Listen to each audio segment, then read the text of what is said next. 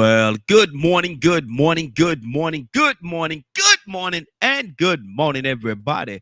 Good morning, everybody. Welcome to another episode of The Morning Glow. Welcome to another episode of The Morning Glow. Got a great broadcast lineup for you this morning, as I hope and I pray that we always do. I'm not important, just a question asker. I'm just a question asker.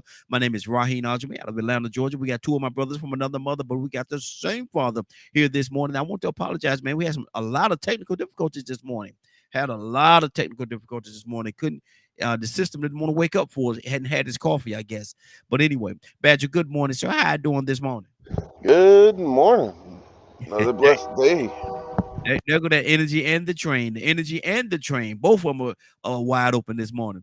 Frank Logan, Mr. Frank Logan, good morning, sir. How you doing this morning? Good, good. How's everybody? I'm using my radio voice. I'm using my radio voice from back in the 80s. This is my radio voice from back in the 80s, and I'm greeting everybody here this morning to this morning glow. Welcome to the morning glow. That's my radio voice, y'all. I don't know how good it is, but You ain't that old now. no, I ain't old as you yet, Badger. I ain't old as you yet, Badger. I'm not old as you yet. I'm trying to get Man. there. But let me ask you, I'm gonna jump this thing off real quickly, man. And like I said again, I do apologize to our listening audience for the delay. It wasn't. I take ownership of it, but it wasn't my fault. It was technical difficulties. Frank Logan, Frank. Oh, I was okay. Go. I'm here. Okay, Frank. How would you take this if if you're say you're the only person of your race, of your nationality, in a group, say of 10 or 20, 10, 15 people, whatever, and they one of them while y'all in a group together, y'all talking and y'all discussing different things, and one of them say this to you, Frank, man, you are a real credit to your race. How would you take that?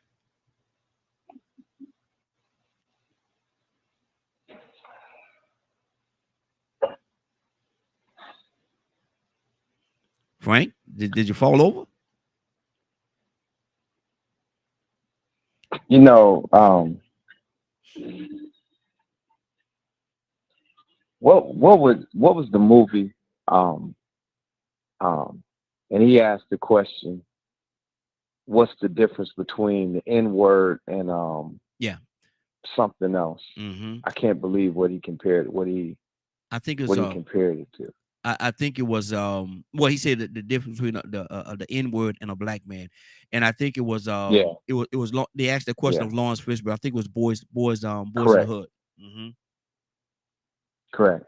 They asked that question, and he said the N word would answer that question. Mm-hmm. Um, it is. There's so many things you have to take into consideration when someone poses something to you. It would be easy in this climate for me to jump to a conclusion Mm-hmm. and say that that person was being condescending or racist. There's so many other. Um, I was actually um, um, in a meeting where we were offering some business to a company, and they had all their executives on the phone, and they said, "Okay, it seems like we have everything ironed out. We're going to have Sunshine give you a call." And he said this about this woman like 5 times, Mm-hmm. and he said, "So, Frank, she's going to reach out to you, and I'm going to give you all her information." He sent me her email information and her name. It said Sunshine, right? And I Mm-hmm. wondered, okay, is this an office joke? Yeah. Yeah. Because every bit of me feels like to address a woman as Sunshine is an insult Yeah. because Sunshine was a prostitute. Yeah. Yeah. Um, and Sunshine, Babe, Hun, all of that is condescending to most women that I know. Yes. So I called him I said, hey man, I'm really not trying to be funny. Is this her real name? Because if it's not, I'm not referring to this lady as Sunshine. And he said, oh Frank, that's her real name. Wow. I said, oh, I said, okay, Mm-hmm. okay, that's what her parents named her. So, but it is to go one way or the other with that. And, be saying that could really mean that you're different. Mm-hmm. You're different than the stereotype. You're different than everything I've known. You're different than what I'm around. Um, and and that could be one of those things that hit their heart and it came out of their mouth before they even had time to process it or think about how it could be offensive. Yeah. Yeah. And they may have a relationship with me where they feel like, well, I can say this to you. Mm. I can, I work with people that I ask very tough questions.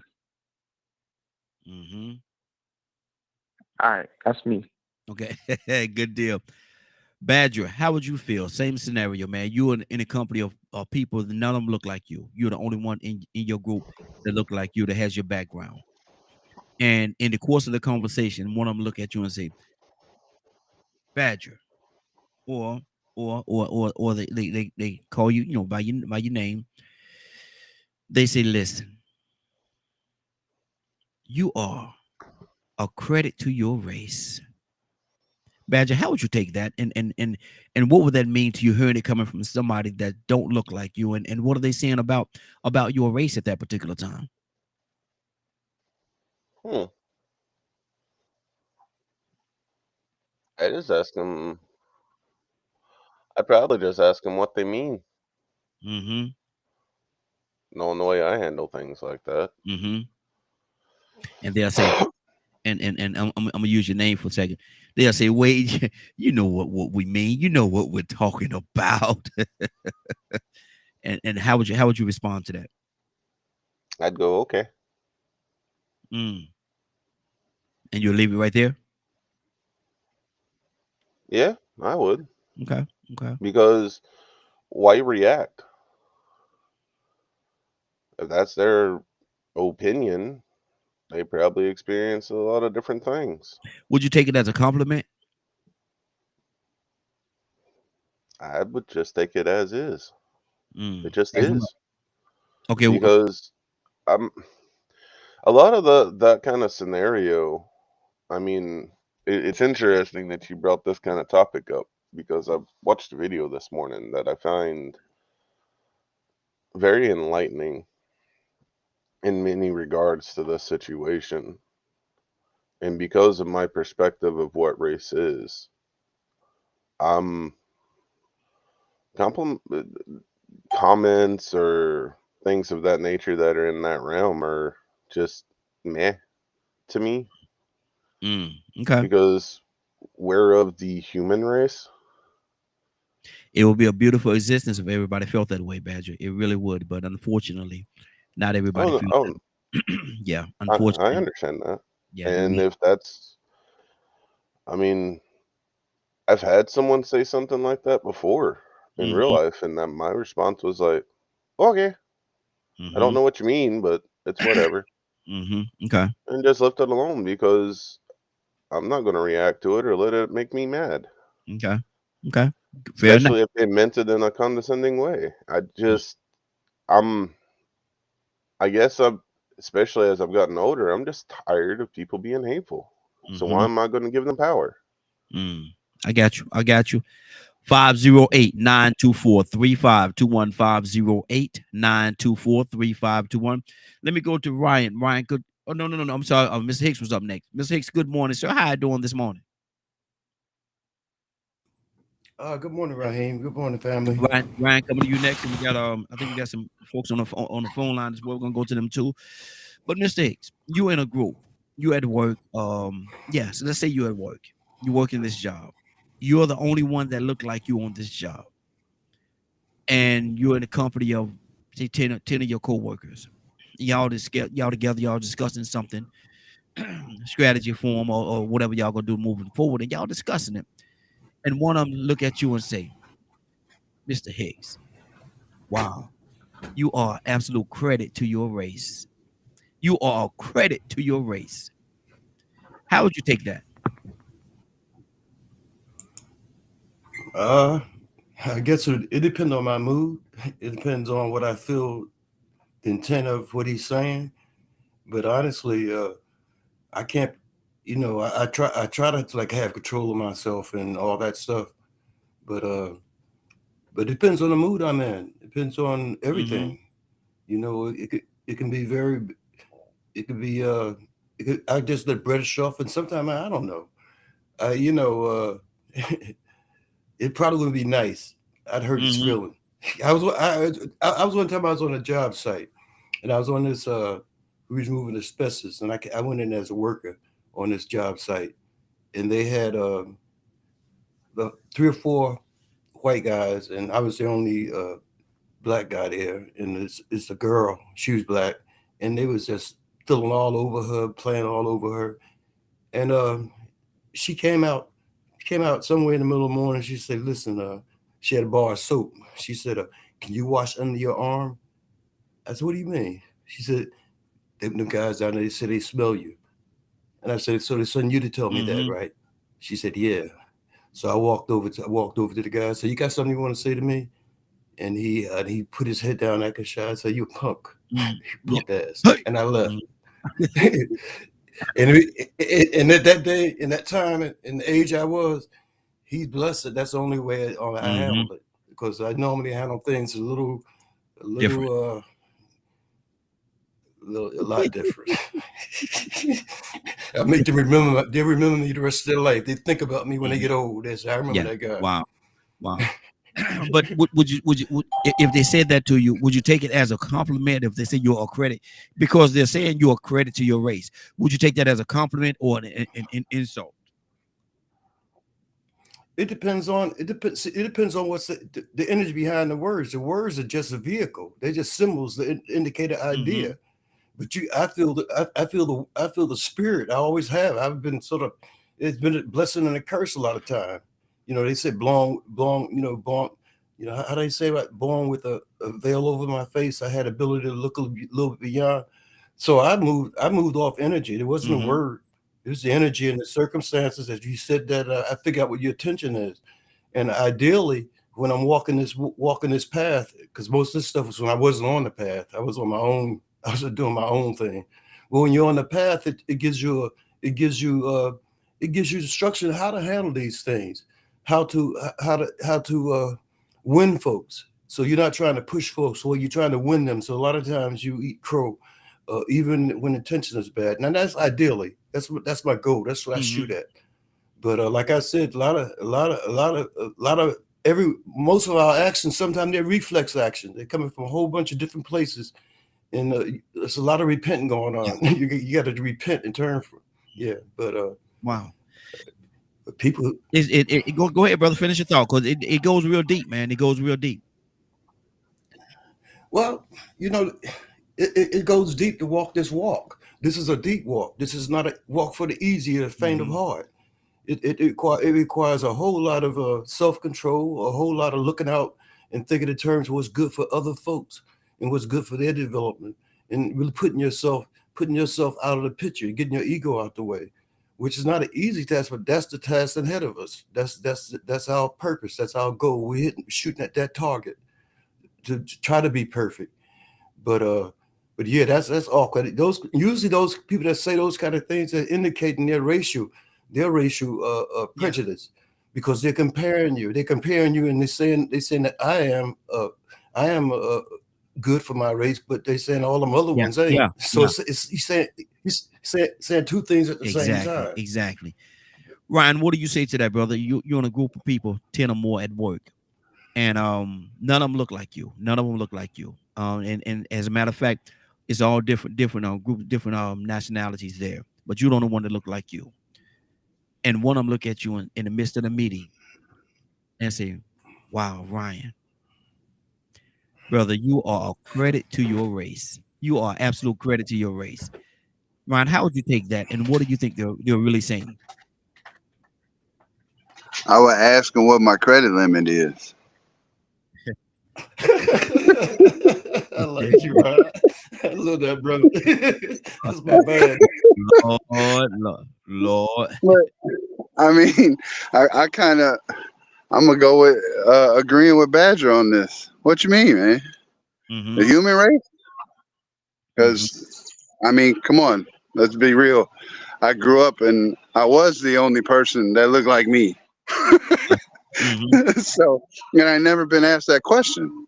Mm-hmm. So, you know, like Mr. Hicks said, it would depend on intent. If I know that person and know their spirit, then I might crack that joke. What's my limit? You know, but that's a, like you said, it's one of those questions where you're like, man, you foul. Yeah. Why are you comparing me to other people? I'm my own person. I'm my own man. Mm-hmm. I don't need to have a credit limit. You need to judge me on my merits, not on what you see other folks do. Mm-hmm. So don't compare me to anybody else. I'm my own individual. I wouldn't take it as a compliment at all. It'd be Okay. an insult. Yeah, that's what I was about to ask you. Absolutely. Yeah. That's an insult to me. And like Mr. Hicks said, that shows that person has some sort of prejudice against somebody. Mm-hmm. And I don't deal with that. I don't fly with those folks any way, shape, or form. So you're going to have to excuse yourself from my table, sir. Yeah. Move. Get out the way. Get out the way. Let me go to Stanley. Stanley and Cassandra come to you next. Stanley, I'm gonna ask you the same question. You understand, and then we're going to Tucson. But Stanley, you in a situation at work, on your job, been there for a while. Everybody know you. And none of them look like you though. Stanley, you don't want to look like you. And one day y'all in a meeting, y'all having a discussion, and one of them look at you and say, Stanley, yes. Man, I just want to tell you this. You are absolute credit to your race. You are a credit to your race. How would you take that, and what do you think their intent in saying that is? Well, we all know what that means. Mm-hmm. That means you. That means you basically you a good nigga. You know, you're better than the rest of them. We don't expect the rest of them to be like you. Mm-hmm. You understand what I'm saying? Yeah. Yeah. For somebody to say that, we know what that means. It don't take a scientist to figure that out. Mm-hmm. And it happens all the time. You know, Wow. They always think that the black man is beneath every other race. You know, but we're not. But that's what the intent is. Mm-hmm. Because you know, why wouldn't they just say, man, you're a good worker, or you're proficient, or you're this, or you're that? Why does it have to be credit to my race? Yes. Like, so we're all humans, first of all. There's no such thing as, the race than the human race that we know of. Even though I do believe in UFOs and all the other stuff, but that's a different story. But yeah, we know what that means. Mm-hmm. So ain't no way to sugarcoat that. Don't care what kind of mood you in that day, how you feel that day. We all know what the intent is. Mm-hmm. And so there really is no doubt about where they're coming from. Right, we know that. Mm-hmm. Good deal. Good deal. Ain't no other way to put it. 508-924-3521. 508-924-3521. Cassandra, good morning. How are you doing this morning? Good morning. Cassandra, how would you take that situation, that scenario? You're at work, co-workers, all y'all around. Rig 'em, chirk 'em, pick 'em, make 'em, stick 'em, pick 'em, pick 'em, pick 'em, lick 'em. Want. Okay, did you interpret that? Did you interpret that? I hope y'all got the full interpretation for that. Exactly. I'm just kidding. I'm not kidding, but I'm kidding. Mm-hmm. Okay, so no, I'm from Charleston, South Carolina, and I can tell you some of the things that were said, to me, like I had a boss one time, and I had to really check him on that. He would say, "You know what? You a good old gal for your people." What the what? What? Excuse me. and he said it. He would say it periodically. And so one day I just said, Mr. Kerr, I don't know whether you realize how offensive that is. And I just had to break it down to him because this is a joke that that me and my family would say. My grandmother would always say, "You know what? When they find you by the riverbed one day, I'm going to understand why." Because I would always talk up to white people, Yeah. and she was like, "You can't, you can't talk like that. You can't say that." But no, that's not a compliment. Hmm. And what's funny about it, Raheem, is that they don't say that to other race. We are the main race Yeah. that Yeah. they say that to. Yeah. So Exactly. so right there, that tells you there's something more to it. Hmm. We are the main group of people that they make those kind of comments to. So yeah, it'll be riggum, riggum, riggum, riggum, riggum, riggum, riggum, riggum. Yeah, you want. Want.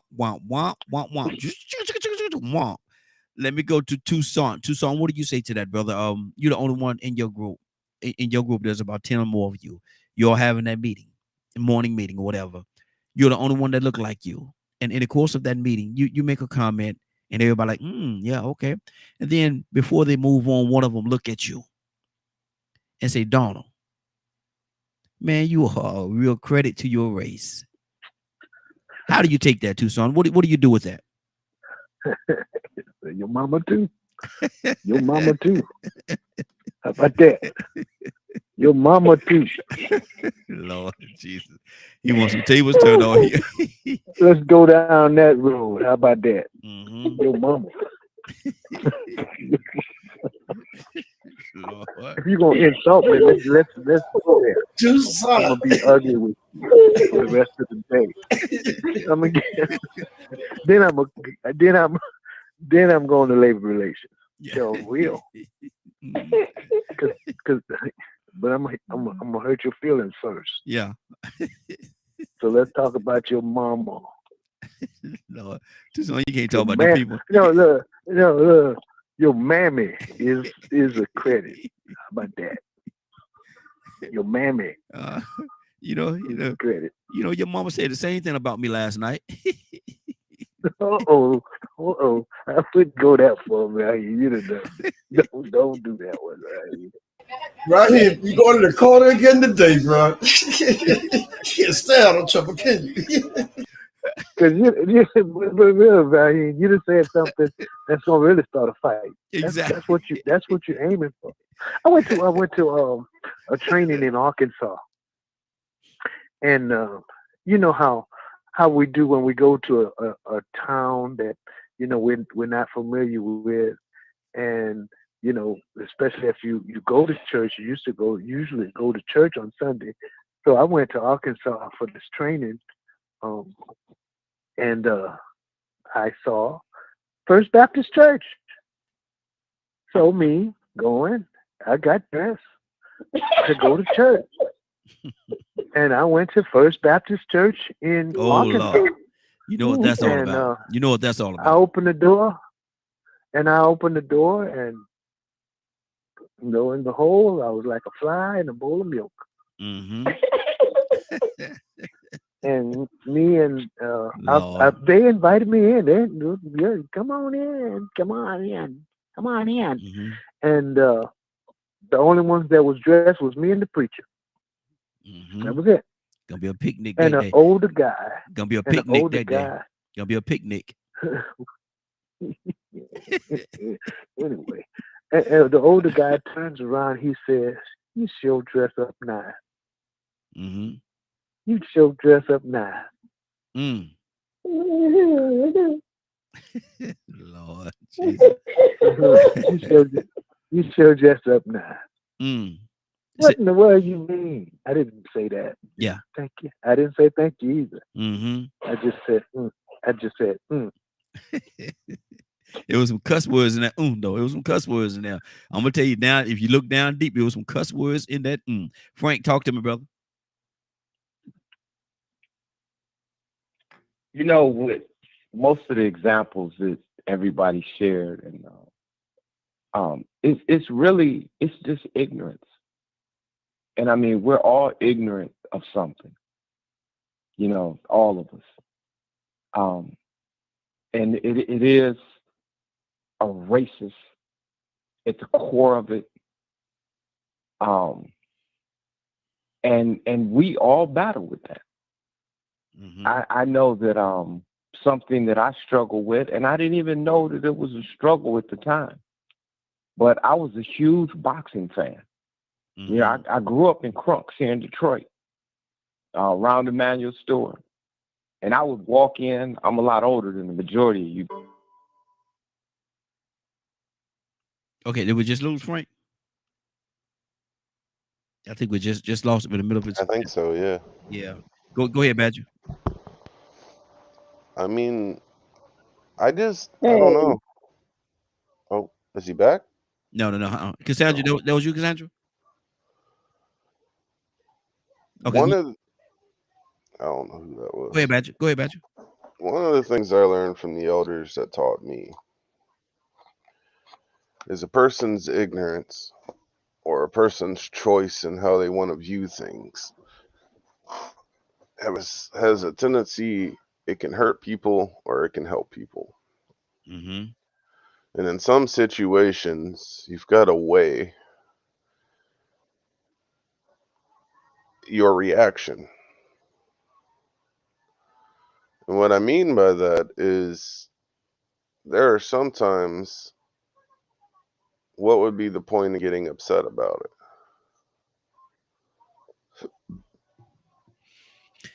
But see, but Badger, my thing is this right here, and I understand what you're saying, and I'm certainly not gonna say that you're wrong. But my thing is this right here, man. I did a scenario. I'm gonna use that scenario that I used once or twice before on here. If somebody come to your door, or you walk to somebody's door every day, you ring the doorbell, they open the door, come to the door, and they slap you, and you walk away. Then the next day you come, and you know you whatever it is, you come to the door again. The next day, ring the doorbell, they open the door, and they slap you. How many times are you going to be slapped before you either do something about that, fight back, or stop going to that door? And sometimes you gotta stop it. You gotta stop it right there before it gets started, because that cause if you don't get upset, you don't say anything, you laugh it off and act as though it's nothing, it can snowball very quickly into something else. And so my thing is, I'm the guy, man. I'm gonna stop it. I'm gonna stop it right here. Hold on. So We're not gonna do this. And whether that means I have to get all ugly or stuff like that, or I could do it in a very quote unquote respectable way. I could be very respectful in my approach, but I could at the same time let you know exactly what I mean. so I understand what you mean by making a statement like that. But you have to remember where I live. I get people knocking on my door off and on quite often. Mm-hmm. And because I don't belong to a church, I get verbally attacked pretty much every time they knock on the door. Mm-hmm. And I have a choice in that moment to be hateful back or to create dialogue, Mm-hmm. to present a different way of viewing things. Well, I'm gonna create some dialogue now. Oh yeah, I'm gonna create some dialogue. There's gonna be some dialogue. Now, if they're attempting to hurt my kids or my wife, that's a whole nother beast. Mm-hmm. But me personally, I grew up being verbally abused. It ain't nothing new. I grew up being hit. Nothing new. So I guess I learned. Am I hearing you say you've gotten used to it? Oh yeah, humans do that stuff to each other all the time. Sometimes people do it and don't even realize they're doing it. Wow. I mean, it's part of the human experience. You cut a little different than me, Badger, because I'm not gonna be that source of release. And you cut a little different than me, man. I'm just saying, and I'm not gonna say it's a bad thing. Oh no. But I'm just when you come across someone that's of a different belief than you, mm-hmm. and then y'all get into this really heated debate of your belief's better, my belief's better. Not me personally, but speaking in general. Mm-hmm. You keep going back and forth. At some point, one or both of you are going to start getting into personal attacks. Mm-hmm. Personal attacks to me, even if they're verbal, is still a slap in the face. I think it's a personal attack when somebody look at you in your face and say you are a credit to your race. I think that's a personal attack. I really do. And that's why I have the perspective that I have, because okay, they're personally attacking me with words. Do I Mm-hmm. want to give it power? Do I want to lose control over something so petty? Mm. Again, I say, Badger. Now, Again, I say, brother, you cut a little different, brother. You cut a little different because, um, and I, again, I guess I take that quote, turn the other cheek a little too literal, I guess. well, it depends. It depends, and like I said, I could come back with I'm speaking for me. I understand, and that's why I say I could come back with a lot of different interpretations of different things that will combat that too. But we're not gonna get into that because that's not what this conversation today is about, and so we're not gonna do that. So what I will do is say this: you're cut from a different cloth, brother. I understand what you're saying. I'm not gonna say that you're wrong because your way is your way. I can't tell you how to handle something. I tell you how I would handle it, and that's all I could give you. That's all I could give you. I'm Frank. You back, brother? Just So, one last thing. Hurry up, Badger. We've been a minute. I prefer to try to take any opportunity as a teaching moment. And I'm gonna teach them not to say So that to me again.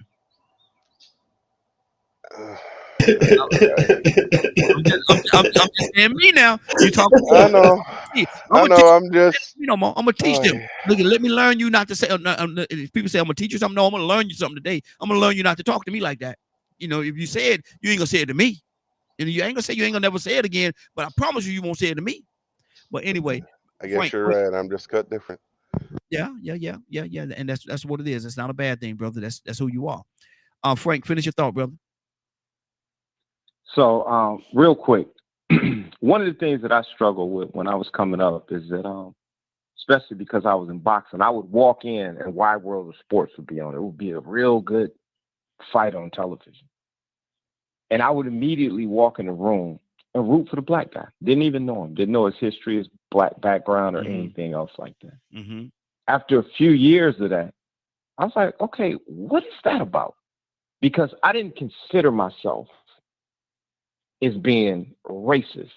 It was just that I would always cheer for my people. I don't think there's nothing wrong with that. I don't think there's nothing wrong with that. But that thing can show up in other areas of your life. But like Badger was saying, when you run across somebody who is ignorant enough to make that type of statement, I don't think that we should go directly to, oh, you're going to pay for what you just said. Okay, Lord, what is it that you would have me do in this moment? I mean, is this someone that you want me to walk with and kind of show him the errors in his ways? Is this someone that you want me to avoid and just not be around at all? Is this someone at work that I need to report and get him up out of here, before he damaged someone, or someone who has less self-control than I do, that they put their hands on him?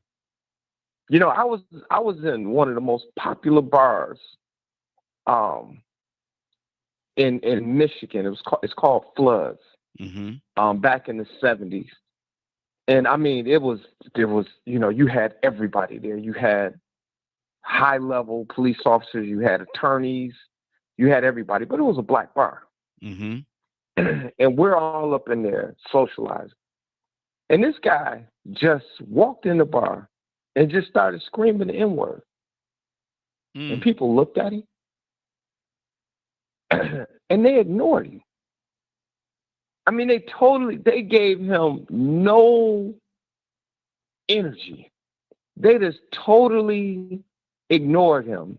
And it got to the point where he just walked out. Now, was that, what would have happened if somebody would have approached him or, like Badger said, gave that energy? I don't know. But we just can't get away from, and I don't know how many people have had this happen, man. I was born in the South. I came out of North Carolina and out of Tennessee. My family moved to Detroit. I've seen everything. We've had to walk out of diners where people wouldn't serve us. And I mean, I've seen the whole experience. Been called everything in the world. But the one thing that is absolutely true is that it's never the action, it's the reaction. Mm-hmm. How are we going to react to things that are said?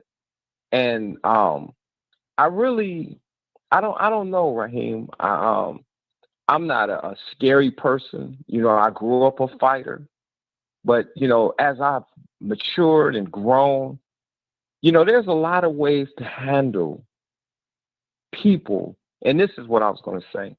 Have you ever had? I was in college. I had this white girl walk up and touch my skin. Mm-hmm. And later on, I asked her, I was like, well, what's going on with you? She's like, I'm so sorry. She said, where I was from, there was no black people. Wow. And she said, I didn't mean to touch you, but I had never really seen or been in the presence of somebody black. Mm-hmm. And she wasn't a bad person. It's just her curiosity and stuff going on inside of her. It got the better of her. Mm-hmm. Now I've never hit a woman in my life. But there's a lot of people that say I would have laid her out. All she did was touch me. Mm-hmm. But in some cases that's enough. But somebody, especially like up north, man, you put your hands on me, that's a fight, brother. That's enough. That's enough. But it doesn't have to be. It doesn't have to be a fight. Mm-hmm. She didn't deserve me laying her out because she had a moment where she made a bad decision. Well, that was a bad decision to put your hands on somebody. Yeah, and that's my point. For me to be so insecure to now I got to ball my fist up and hit this girl. That girl didn't hurt me. Oh, no. See, she didn't add or take anything away from my life. Mm-hmm. Mm-hmm. I'm reading something from TikTok here, and it says, I've had that in Haiti, where the kids and the adults doesn't see white, and they touch and poke on you and hug you. She said so. Yep. She's seen the opposite side of that. And I'm gonna go to LinkedIn here, and on LinkedIn, this is what let me see. Public Citizen Paul said this on LinkedIn. He said, white people, let me see. Let's go to the top. Your credit to your race is some very old school racism. Anyone who says they don't know that is disrespectful is a liar. And so there's a couple other things you said there, but I wanted to read that one and get that one out there. And we got some other people calling in. The phone lines are open, 508-924-3521, 508-924-3521. Leonard, good morning, sir. How you doing this morning? Good morning, Raheem, and the Morning Glow family. Leonard, you at work, corporate America, on your job. About say about 10 people. Y'all 10 people in a group. Y'all having a meeting, about 10 people in the group, and you're the only one that look like you. And you say something, and some of the stuff that you say during that particular meeting make one of them turn and look at you. And they say, Leonard, I just want to tell you something, man.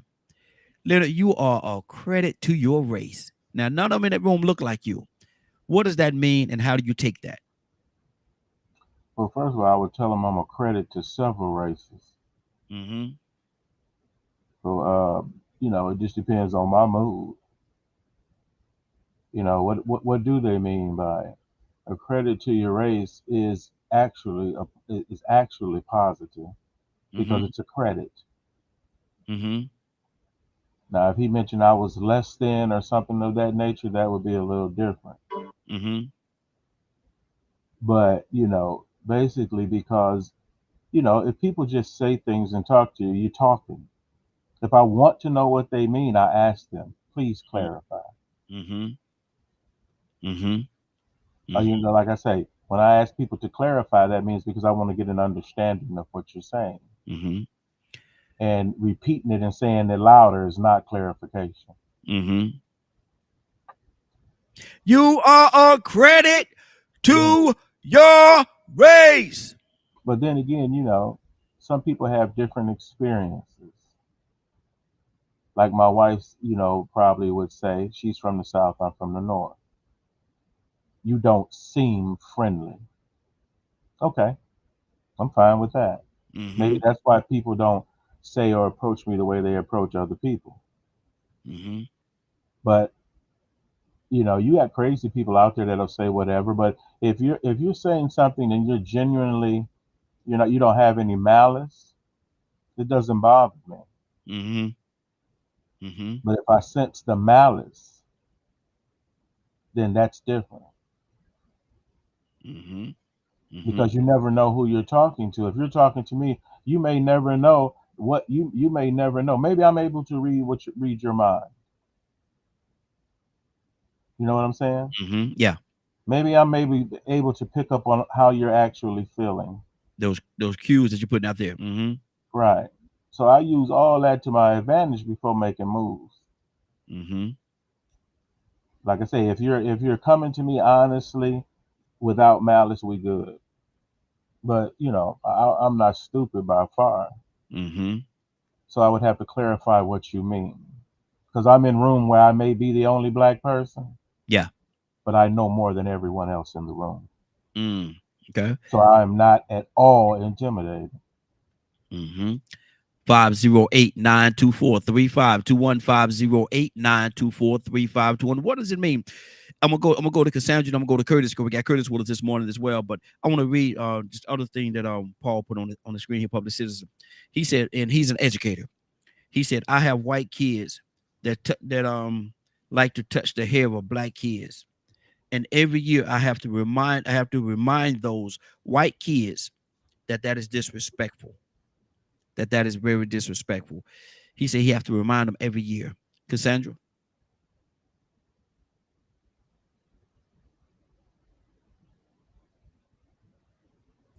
Cassandra, you there?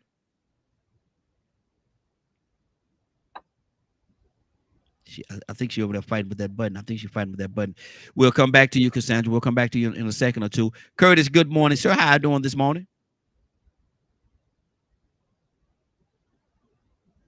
Morning, bro. Morning. Good deal. Kurt, how would you handle that situation, man? You were at a meeting at work. You're the only one. You're the only one that in that meeting of 10 people. You're the only one that looked like you. You're the only one that looked like you. And some of the stuff that you say in that meeting is very impressive. It's very impressive, Curtis. And one of the people that don't look like you look at you, and they say, Curtis McNeil, man, you are a credit to your race. Curtis, what are they saying, and what does that mean to you? Well, I'm like Leonard. I'm asking for clarification, and I'll probably respond with, "What race are you talking about?" In hopes that you're going to say the human race, because if you don't say the human race, I'm gonna curse your ignorant eye. Okay, go ahead. I'm either gonna curse you out, or I'm gonna get my butt up and walk right out your meeting, along with my resignation letter right there on the table, handwritten. I don't have room for that, man. I had that encounter one time, man, and I ain't even gonna lie. I'm gonna tell the truth. I swallowed my tongue on that one because I realistically, the first thing that went through my mind was to jump across the desk and wrap my hands clean around that man's throat, and until he had no breath. So I done kind of been in that situation before. Cause you talking about killing him. You talking about killing him, Curtis. You talking about killing him. The man said to me, man, one time, man, I've been in a meeting with a facility director, man, and I'm doing everything right. That's the first time I've been on a job where I'm really on all cylinders. I'm doing everything right. And because I wasn't a part of that good old boy system, and some of the women that worked there, he favored, and they was, trying to press on a brother. He felt the need to try and mistreat me. And bro, I'm telling you, if I wasn't the grandson of Minnie L. Staley, and Annie Merrill McNeil, well, I'd have killed him in there, man. Mm-hmm. No ifs, ands, buts about it. I would have killed him in there, man. Wow. Wow. But I'm like Leonard. I would seek clarification, and if they don't say the right thing, I'm out, bro. I'm out. What part of that? Let me ask you this question, because both of y'all did say that, and somebody else might have said it as well. But what part of what they're saying needs clarification? What Well, needs I mean, oh, go ahead. Sir. okay, there's black race, there's white race, there's the No. Latino race. They say you are a There's credit, different Curtis McNeil. You are a credit to your race, is what they said. Okay, well, I'm a member of two races. Mm-hmm. I'm a member of the human race, and I'm a member of I'm a human being. Mm-hmm. So there is. I'm a member of the human race. Mm-hmm. Do you think they meant that? I just so happen to be an African American. Mm-hmm. So I'm a member of the African American race as well. Mm-hmm. So I would say, well, what race are you talking about, sir? Wow. If he don't say the right thing, bro, I'm gonna light in him. Ain't no ifs, ands, buts about it. I understand what y'all saying, man, but I'm and this is just me talking for me. I don't think there's even room in there. I'm not gonna give them that wiggle room, because at that point, we're giving them wiggle room and trying to give them a way out, trying to get them out, because they said what they said, and I feel as though they meant what they said. And so to ask them what race are you talking about, I'm taking them for what you said. Because Leonard, you always say all the time, man, you said what you said and you meant what you said. You said it all the time. And so my thing is, I'm gonna take it that they said what they said and they meant what they said, and that's what they said. You are a credit to your race. They didn't say the human race. They would have said that. They didn't say all these people. They would have said that. They said you are a credit to your race. And so I'm gonna take it from what you said, and I'm gonna deal with it in that way. That's just me now. I could be wrong. I don't respond typically the way everybody else probably would. Mm-hmm. But you always say, Leonard, you say what you say and you mean Yeah. what you say, and the person say what they say and they mean what they said. And if, in that instance, we can't change it now. But I'm not. What I don't do is I don't make it up for you. Mm-hmm. I make you explain it to me. Mm-hmm. I make you explain it to me so there's no misunderstanding. Mm-hmm. I have a lot of people, and this is to brothers and sisters. Sometimes y'all need to use your brains Bonito, no, I'm not. Mm-hmm. instead of just jumping to conclusions and acting irrationally every time someone says something to you you don't like. Mm-hmm. Wow. People who are really in control of themselves and have discipline know better. I guess it's like a lot of people say, it depends on the day, because this day, y'all are saying something a little different than But this is the thing about it. It don't take much to start a fight if you want to fight. If you want to fight, don't say nothing else. Just jump up, kill them, do whatever you gonna do. Mm-hmm. Mm-hmm. Now, it would be a shame if you did all that and a person didn't mean you no harm. Mm. The consequences of doing that far outweighs what was said. Wow. So Wow. one, there is nothing you can say to me that's Mm-hmm. gonna make me lose my mind. Nothing. I am going to choose to destroy you and how to destroy you. You're not gonna just be able to say something and I just throw away my whole life. That's ignorant. Mm-hmm. That's out of control and undisciplined. That's why you'll never see certain people in certain places, because they don't know how to act. Wow. Okay. Because like I said, there's a lot that's going on right now. But let me go to Stanley. Stanley, what's on your heart, brother? A lot of this stuff sounds real good, man. But like I say, everybody knows what that one statement, you're a credit to your race.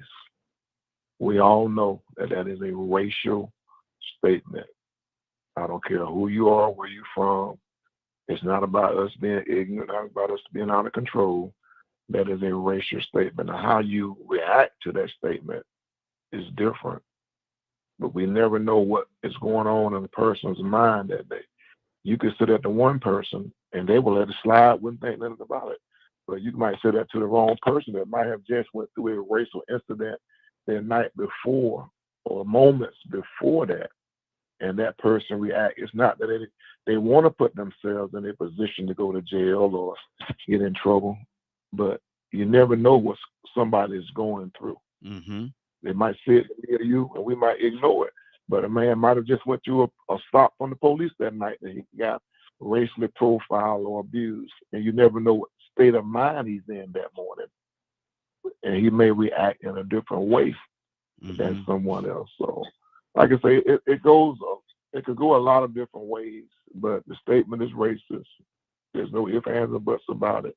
How you react to it depends on your state of mind at the time that it's said. And we all react to things in a different way. Like I said, it's not about being ignorant. It's not about putting yourself in jeopardy. We never know what a person is going through. Exactly. Ryan, talk to me, brother.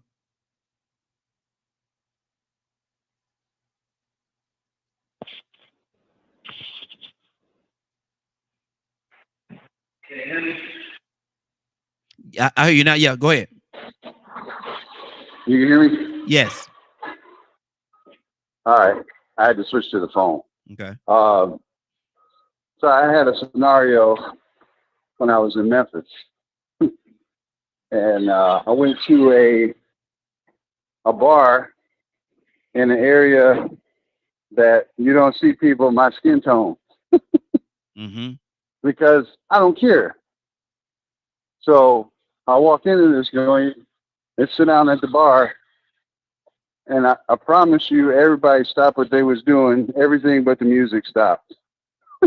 Wow. And everybody just staring. Bartender came up, asked me what I wanted. I ordered what I wanted. And a guy came up to me and said, "Man, you lost?" I said, "No." "Should I be?"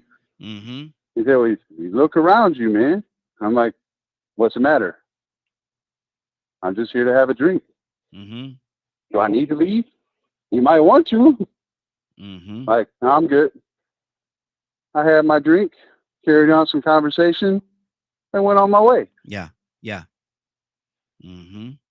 It's not the question that you asked, but it's a very similar scenario. It happens all the time. If I go home and visit family in the city, people coming out their doors like, "What in the world?" They're just looking at you crazy. "What you doing around here?" "I used to live here. What are you doing you know what I mean? Like, it's like Sesame that's Street. just the way that I respond to it. I think it was Sesame Street said one of these things is not like the other. One of these things that Yeah. This ain't Sesame Street. I believe the same as you, and we know that that's not how most people view things, but that's the way I view things, and I'm going to take it with a more comedic approach until I have to do something that escalates the situation. Most of the time, I don't have to go there because family members come out the house. "Why are you looking at him like that? You got a problem?" "That's my blood." Yeah, exactly. So it's, I don't know, man, like these questions kind of irk me a bit. You know that. Yeah. But like I said, that's a part of having a conversation, brother. We got to have the conversation. We got to have the dialogue. And hopefully somebody's listening and we're making a difference or a very positive impact on their life. Cassandra, talk to me. Cassandra, you back? Okay. Mr. Hicks, what's on your heart, brother? Yeah, I was I've been thinking about it seems it depends on what's in it for you most times. You know, I think about Biden, the things he said about, "You don't vote for me, you're not black," and said Obama was nice, neat, and clean, and it said a lot of statements. And Trump on the other side has said a lot of things too. But it seems like the people that are backing these people, they ignore it when it's in their favor. Like a lot of times on certain jobs, you know, somebody will say something to you. For instance, job I mentioned about a job earlier on a job site where I walked off. They were paying me $37 an hour. And I knew that the girl that walked over to me, that it was all in her face that she was doing this because she wanted the paycheck. Mm-hmm. She wanted the job. Yeah. And I think that I don't know if it's a blessing or curse in my life, because I walked away with some very good opportunities. Mm-hmm. I just had exit stage right. I turned and split. And it was really because I didn't have the ability, I didn't trust my ability to control myself. Mm-hmm. I think as I grew older and and it still flashes now, you know, it still flashes, I get out of whack. But basically, I strive not to take things personal, because it's not, if I take it personal, I'm going to respond out of that. It's not going to be effective to what I'm trying to do. And that's like, but again, I know that's just some wisdom from old age. I didn't have it. I wish I got it better, stronger now. But you can't take things personal. But like I said, everybody ignored that stuff Biden said. Everybody's looking for him. And the same thing with Trump. All the stupid stuff he said, everybody, his party say, oh, hey. So I guess it's about having principle. And a principle is something that carries through all situations. And my principle is that basically was that I'm not going to let anybody disrespect me. Yeah. But there's another way to handle it than walking out on a 6-figure job when you got babies at home. And I wish I could go back and make some different decisions sometimes. Exactly. And that's life, man. Sometimes we do. Sometimes I wish we could go back and undo some of the things that we've done. Yeah. But in the heat of the moment, and like Stanley said, in the heat of the moment, man, when it's happening right there in front of you right now, yeah. Sometimes we, instead of act, we react. Instead of act, we react. Yeah. And our reaction may not always be the right reaction that we need to have for that particular moment at that particular time, wherever we are in our lives. Amen. Tucson, talk to me, brother. So people sometimes they figure they can say something because you're that guy, that person that don't act kind of, you know how to conduct yourself in a professional environment. Okay. And they figure because you used to, I've learned that, okay, if I'm on the block, I can talk like I want to. Yeah. And when I'm at church or with you guys, I basically can talk like I want to. Yeah. Now, unfortunately, most of the time, I don't put on pretense. Really, if you watch some of the church service, I talk like I talk in here. I won't say some things, but I know how to say things in the same way that I'm letting folks know I don't pretend with you. Not only I say what I say and I mean what I say, I'm like this all the time. So I don't try to change just because I'm with other folks. I don't want to do that. Yeah. Ladies and gentlemen, this is the real me. But if that don't set well with you, or that seems kind of strange with you, you know how you have something. I thought you was a Christian. I thought you was a preacher. I thought you was a pastor. How can you say something like that? Because that's who I am. So if you come at me wrong because of who I really am, not who I try to pretend to be, I'm gonna tell you what's on my mind. I'm not being ignorant. I'm not gonna conduct myself to put myself into a bind. But I'm gonna let you have it. I sure am. I sure will. Yes, I will. I will do it. Because you're not gonna do that to me for one time. Yeah. I promise you. Exactly.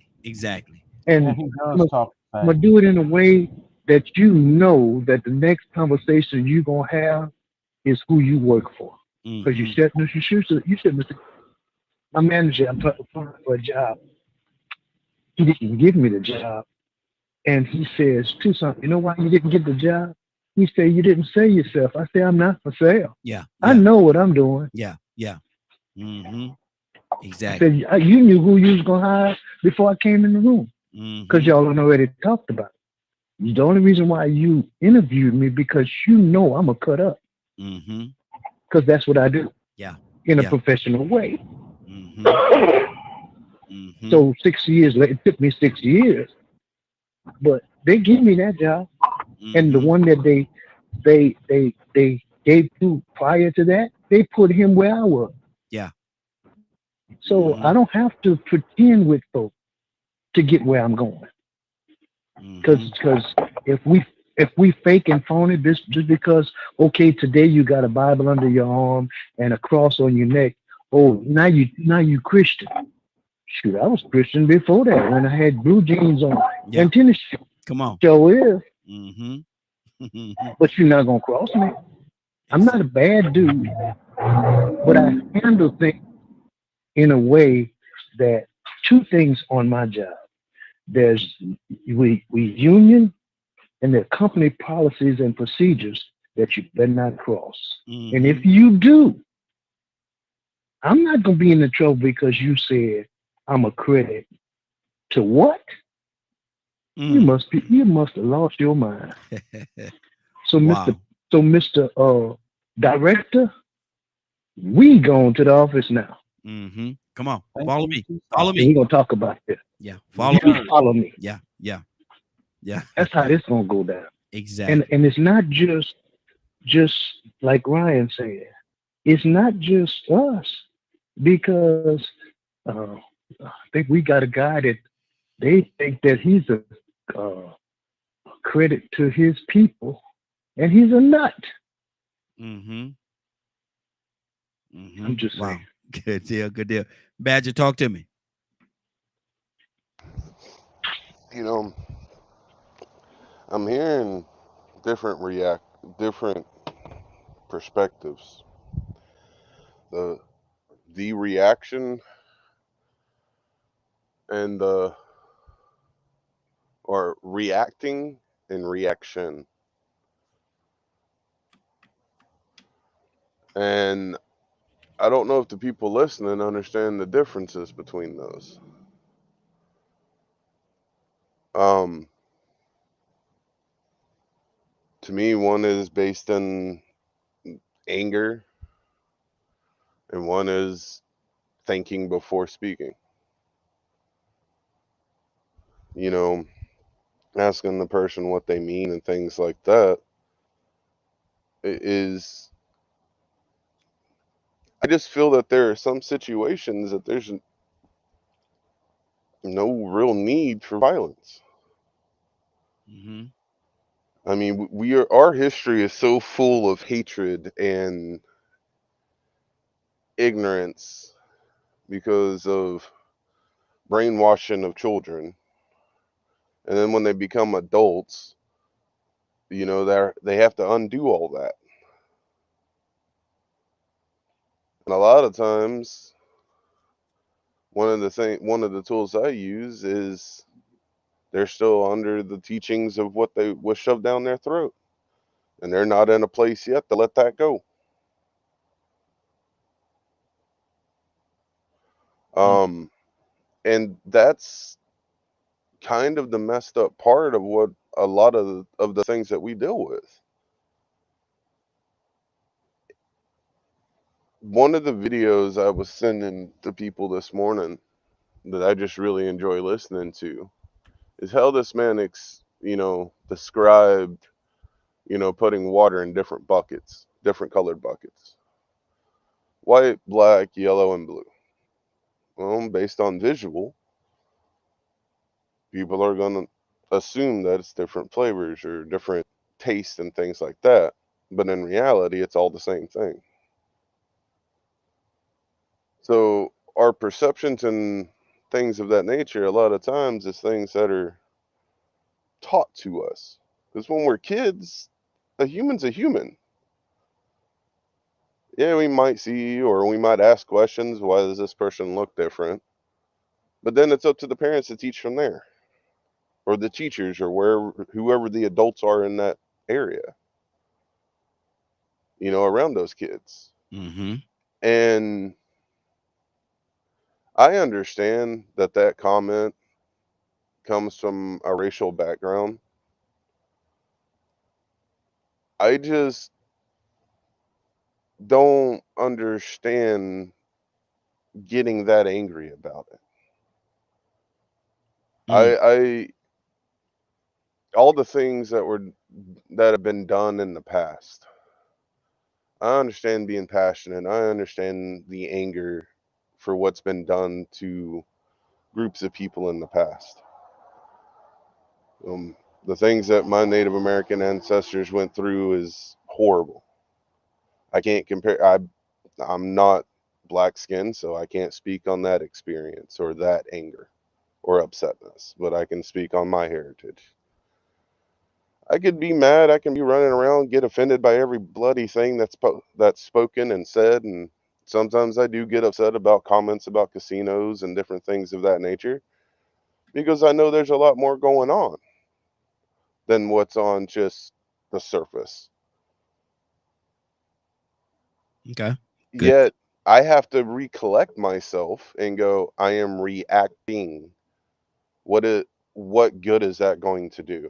Mm-hmm. So instead, I should have a different reaction and use it as a teaching opportunity instead.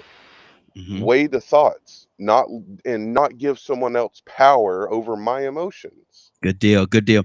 Got to keep it moving, man. And so everybody deal with things differently, man. That's your approach. And like I said, that's your approach. I can't tell you how to approach it or how you should do it or blase, blase. Again, I can only say how I would do it. And like I said, I know the history and I know what is being said to me at that particular time. And I take it the way that I take it. I take it the way that I take it. And I'm going to deal with it the way that I deal with it. I'm not gonna ask you for permission or say how, I'm gonna deal with it the way I deal with it. And it could be wrong. It could be very, very wrong. But at the same time, I'm still going to deal with it. Cassandra, you're back with us? Yes, I am. Talk to me. And I when I came back on, Toussaint was talking and I was like really like thinking about that.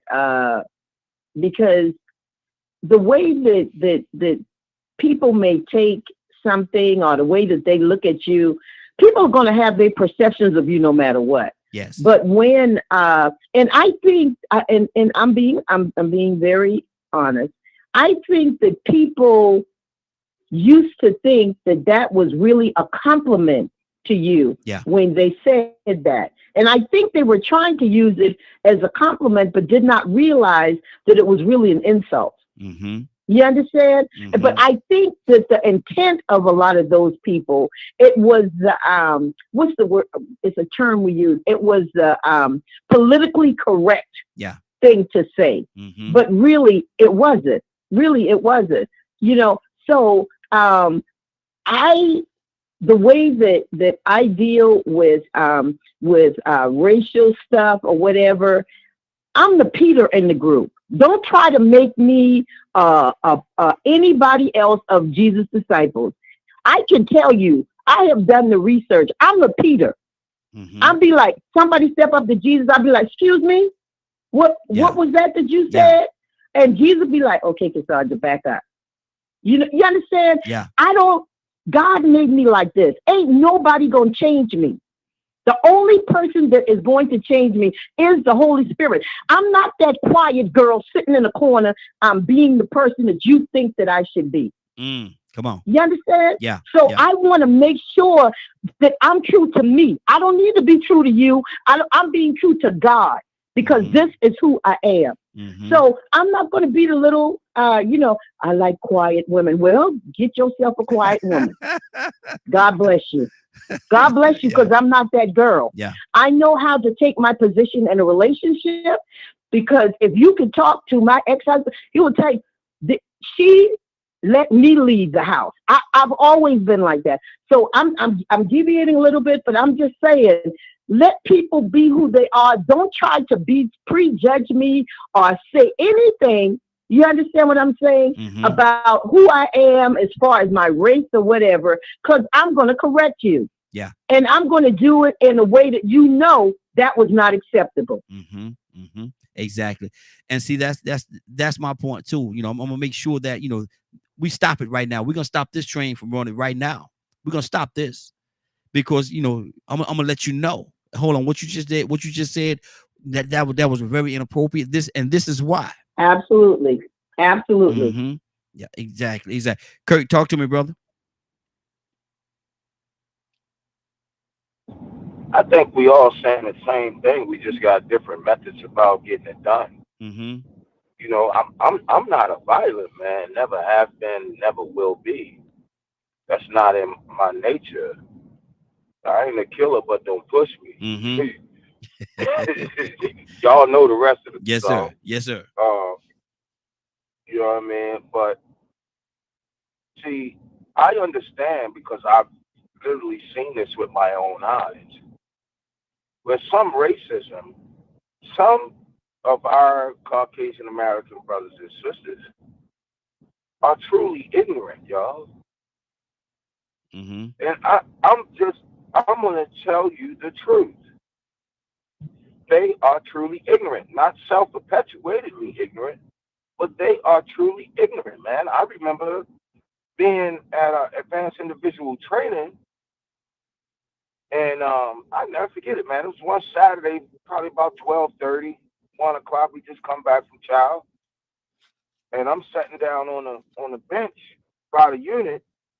We sitting. Matter of fact, we sitting out there rapping and having a good time. You know what I mean? Everybody's saying they the best, whatever. And one of my girls that's in my platoon come running down the stairs, out the door. Platoon guy McNeil. You need to come upstairs right now. Hold on. What? You need to come upstairs. So I go upstairs, man. And all of the black girls that was in my platoon was great to mollywop this white girl. Right?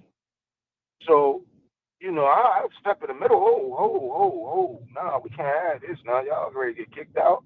Whatever. Hey, let's find out what's going on. Well, what was going on was the Caucasian sister was from a very, very royal part of Illinois. And the only black folks she had ever seen in her life was, guess what? On the news. Yeah.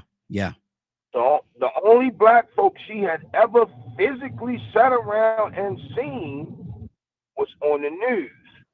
And everything that she had seen on the news in terms of black folk, period, was all negative. So she get around these girls and these black girls, and they all positive, and they doing major things, and they in the army like her, and she would walk up to them and touch their hair or touch their face. She didn't know no better, man. So, when I ask, me personally, this is just me, when I ask, well, what do you mean by that, sir?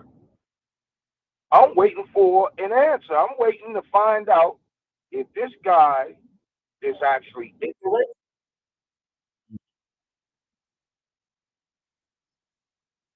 Go ahead, Curtis.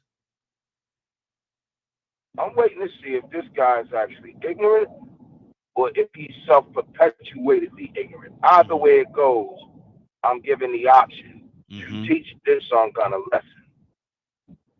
Now, how he get taught, that all depends on how he responds or how he reciprocates the lesson that he's being taught. Absolutely. We're going to move on to another topic. Anybody else have anything they want to say on this one before we move on to the next one? Anybody have anything on their heart? Yeah, yes, sir. Okay. I was thinking about a conversation we had a couple weeks ago, and it's about fear. And I was saying I didn't fear about my experience, but as a result of reflecting on that conversation, I thought, right, there's always been a fear in me of losing control. And I think that's what they define as PTSD and all those different things, right? But I think it's just something else. But I was looking at the news about that soldier who killed those people up there in Michigan. I think it was 22 people he killed. Yes. Maine. And we were talking about Maine, yes. And we were talking about he had voices. He heard voices in his head telling him to go do these things. And they locked him up for a couple of weeks, and they let him again. The thing that I found interesting that he's military. Yeah. And that's what they practice these MK Ultra programs and stuff. Again, like I said again, they have technology. I read white papers, unclassified CIA documents saying that they have the ability to project the person first with the drugs and then send this message into his head to make him think that a God's talking to him. Mm-hmm. And I just thought, I think you said earlier this was Way Out Wednesday. I said, this is Friday. You said Way Out Wednesday. I said, okay, I might could get this in. Yeah. Is that that a lot of these mass shootings aren't, I mean, just a possibility, just to reflect and think that they're not just coincidence. Mm-hmm. I remember the other shooting where they didn't want to reveal and still haven't revealed the journal of that woman that went in, the transsexual that went in and killed those Christian kids. And the whole push is like, what was her journal? Why would you reveal the journal? What was she talking about? And how was she connected, possibly in some kind of way, to have this thing? But that's a tangent. But it's we live in a wild time with the technology you have. It's I guess we gotta get in control of our emotions. Yeah, we gotta control and be flyable like Bruce Lee said, like water. Be able to accept the change and adapt to the changes around us, because we can do things and say things that set us up to be a target. And that's what's on my heart. And about it. And watch it. Hold on. Let me stop the time. Let me say this right here, Mr. Hicks. Yes, sir. You must be like the water. You put water in a cup, and it becomes the cup. The cup. You put water in a glass, and it becomes the glass. The glass. Go ahead. Like water. Conform. Give my Oscar. I see you think about acting too, but looking for actors, yes, sir. right? Yes, sir. You put yourself on that list. Look here, you got to be. Willa. Willa. Good morning, Raheem. Good morning, young lady. How you doing this morning? I am awesome, Raheem. Good morning. Good morning, Morning Glow. Now, why your phone so low? Now you ain't talking directly to your phone, are you? I wasn't. I was making a bed up while I was talking to you. Okay. It is now, though. There you go.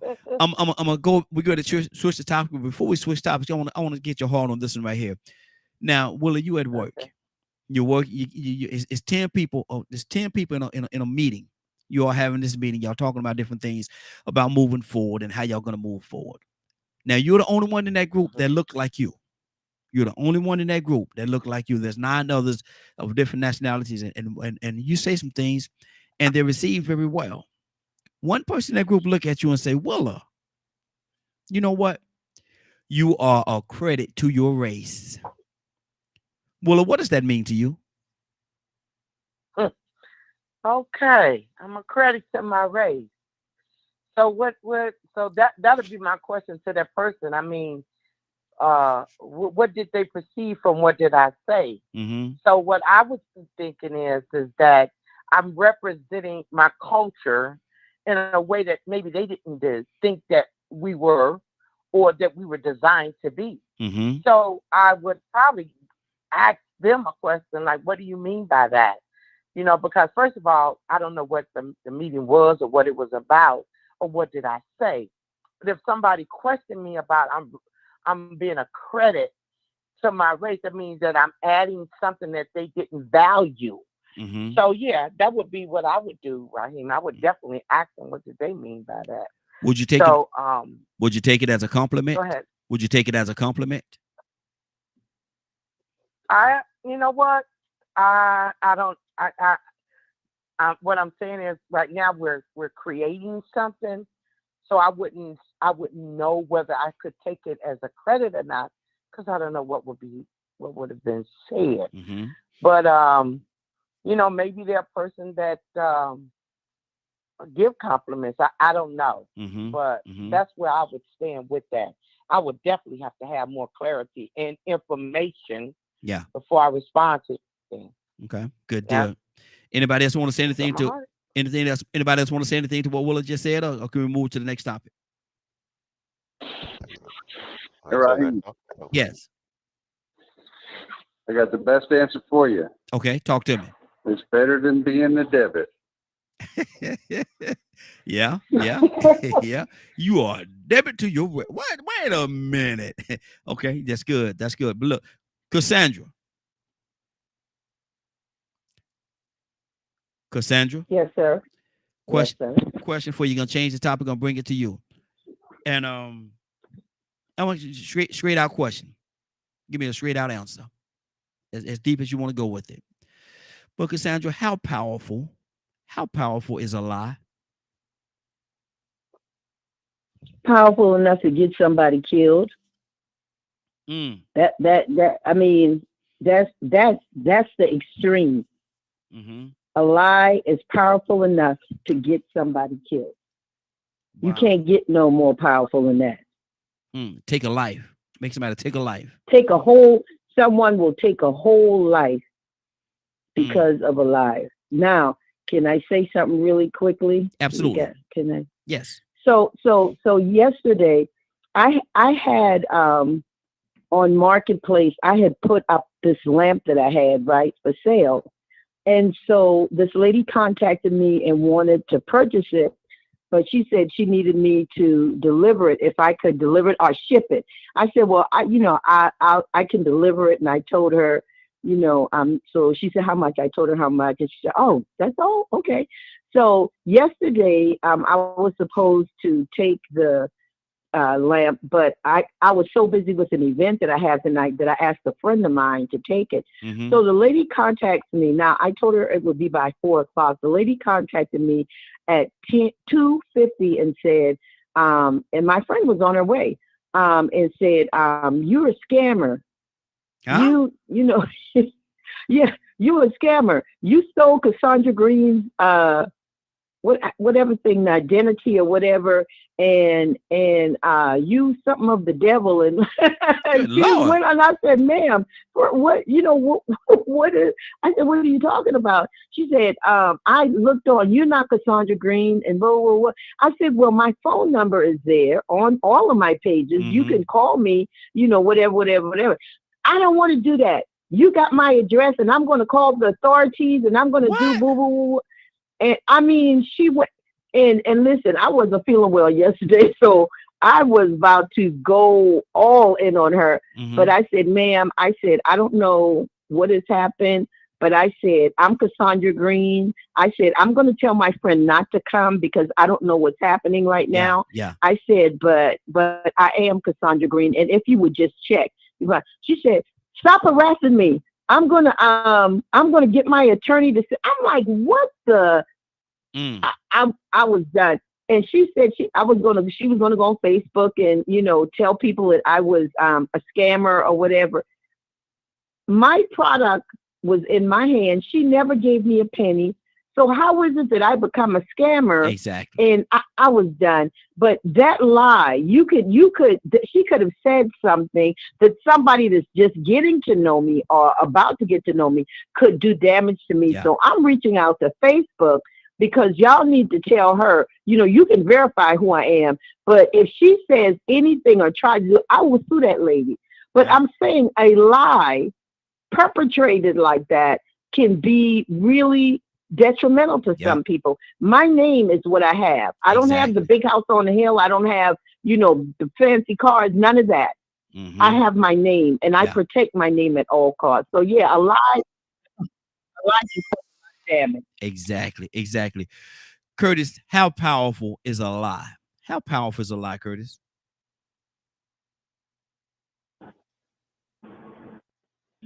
powerful enough to have many soldiers around the world killed. Sandra's right. Almost every war we've been involved in been predicated on a lie. Almost every single one of them. And for the most part, all of them, even down to what we're saying with the Israelis and Hamas. Yeah. That's a lie. Don't nobody want to take accountability for their actions, so they're just blaming it on the other one, leaving out the things that they may have done in the past or perpetrated in the past. They've been fighting so long, hell, they don't even know. They don't even know what they're fighting for no more. They really don't know what they're fighting for no more. They just know that they believe in the lies they were told. And they fighting, man. A lie. Cassandra, I mean, she just nailed it, man. Like, people, you gotta understand, man. People can tell a lie that can really, really set you back and or just destroy any kind of foundation that you done set up. Here it is. You got a man telling people that the American dream is dead, and he running for president.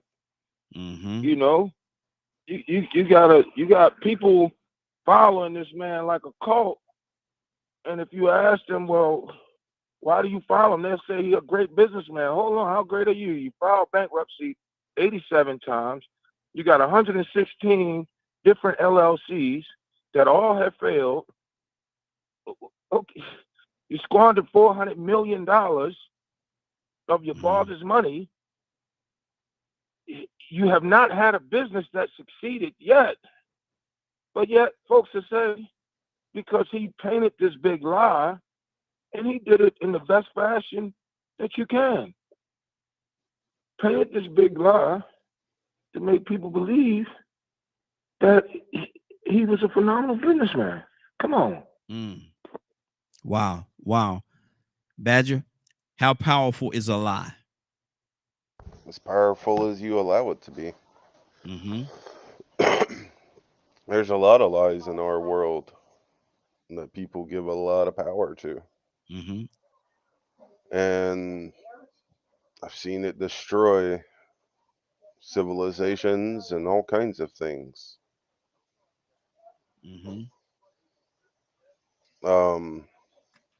It's a wild concept. And the crazy part is our society is normally based off of lying to one another. Lying about the Easter Bunny, lying about Santa Claus coming to give you presents, and lying about history, lying about all kinds of things, and we accept it as part of the norm. It's almost like our society is honestly based off of two things: lies and greed. So to me, if you asking me how powerful is a lie, just walk around your neighborhood. Wow, that's good. Toussaint, talk to me, man. How much power does a lie have? How powerful is a lie, Toussaint? Ryan, coming to you next. It can reshape the course of time. It can put us all in a predicament that we got to fight for our lives, the rest of our lives. I'm gonna just throw the unbelieved story. I'm gonna just call it an unbelieved story because you don't have to believe it. It is what it is.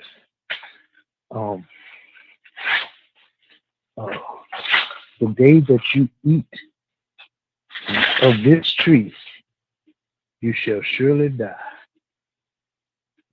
God did not mean that. You shall not surely die, but you be wise as gods. I don't know if I quoted it like it is, but that was the biggest lie since the beginning of the time. And we fell for it. And here we are. Wow. Fighting for our lives. It was a lie from the father of lies. And here we are now. We would rather believe a lie rather than the truth. Yep. Tell somebody a juicy story. They'll run with it and keep going. And before you know it, when you try to correct it, you know what they say? Oh, the devil done showed up now. Mm-hmm. You ever Yeah, went somewhere, even in our churches, and you saw dysfunction, and you try to correct dysfunction? You know what they say? What's that? The devil done showed up now. Mm-hmm. No, I ain't the devil. Read your word. Mm-hmm. You out of order. Yeah. And you've been out of order for so long, you think you're right. So Mm-hmm. that's my short answer. Good deal. Good deal. Ryan, how powerful, brother, is a lie?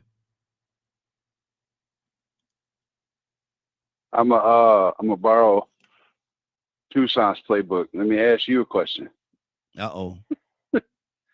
How powerful is the truth? Everlasting. They equally as powerful. Truth has the power to bring about life or death. You think so does a lie. You think a lie has the same power as the truth?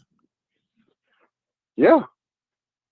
Which somebody tell the truth which one to when stand, you commit a crime? Which one to stand longer? And somebody tell the truth. Which one will stand longer? Which one will stand longer? The Yes. truth will always stand longer. Okay. But okay. standing and power are two different aspects, in my opinion. Okay. It is. Because both of them have the ability to do equal favor or equal harm to you. The only difference is when a lie is found out, you get twofold the consequence. Sometimes more than that, right? It all depends on how slick the liar is. Not trying to be funny, I'm being serious. Yeah, yeah. You got a gift of a silver tongue, you could tell a lie till the day you die. Lie after and lie you're after catch lie nothing after lie. but the benefits. Lie after lie after lie after lie. Yep. It's lies are very, very powerful. They have the power to kill you or someone else. They have the power to make or break someone else. They have the power to take away your children, take away your freedom. They have the, like Cassandra was saying, they have the power to destroy your credibility in your career. Yeah. Yeah. Just like that. Blink of an eye. So, yep, blink of an eye. Wow. And I don't know why this came to my heart, but with this particular, and we're going to go to Shanavia. Shanavia is with us this morning, but when I asked that question, and I know this cannot happen because the brother's gone home to glory, but ask Emmett Till how powerful a lie is. Took that young man's life. A lie. Yes, sir. A lie. Took his life away from him, man. That's just one example, people. That's just one example. There's a lot more examples out there. There's a lot more examples. So a lie can be very powerful. Shanavia, good morning, young lady. How you doing this morning? Good morning, y'all. I'm good. How y'all doing? Hey, doing good. Good to have you with us. It's been a minute. Navy, I miss you. Oh Lord. Hey, Miss Cassandra. I miss y'all too, man. I've been running ragged lately. There you go. Good to have you, sis. And I'm asking. I'm gonna go back to the beginning with you for a second, and then we're gonna come to this part here. Now, if you're in a meeting, Navy, you're in a meeting, and 10 people in that meeting, you're the only one that look like you.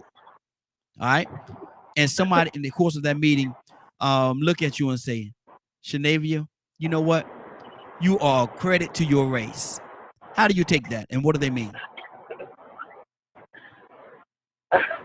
That's a good question, because it's probably the question I'm going to ask. What you mean? Because what did I do? Or why did you feel like my race wasn't, I don't know. Like, I really just don't. That question doesn't make sense to me, and for whatever reason, that person, like, what was said, what was done, or how did you view my race in the first place, as to why you thought that was, I guess, a viable statement to make, and in all fairness, they could mean well by it, But immediately, whenever you gave the scenario and that was like the punchline, I was like, oh. Yeah. Because, I mean, we Yeah. find ourselves in those situations more often than not, and it may not necessarily be your credit to your race, or, you know, it could be something like, oh, well, you know, you talk differently, Yeah. or you're not like most Black people. Well, what does Mhm. that mean? And what Yeah. other Black people have you met other Mhm. than what you see on TV or what you see on social media? So I don't know. I would have to inquire a little bit more. I would have to respond Mhm. and not react, Yeah.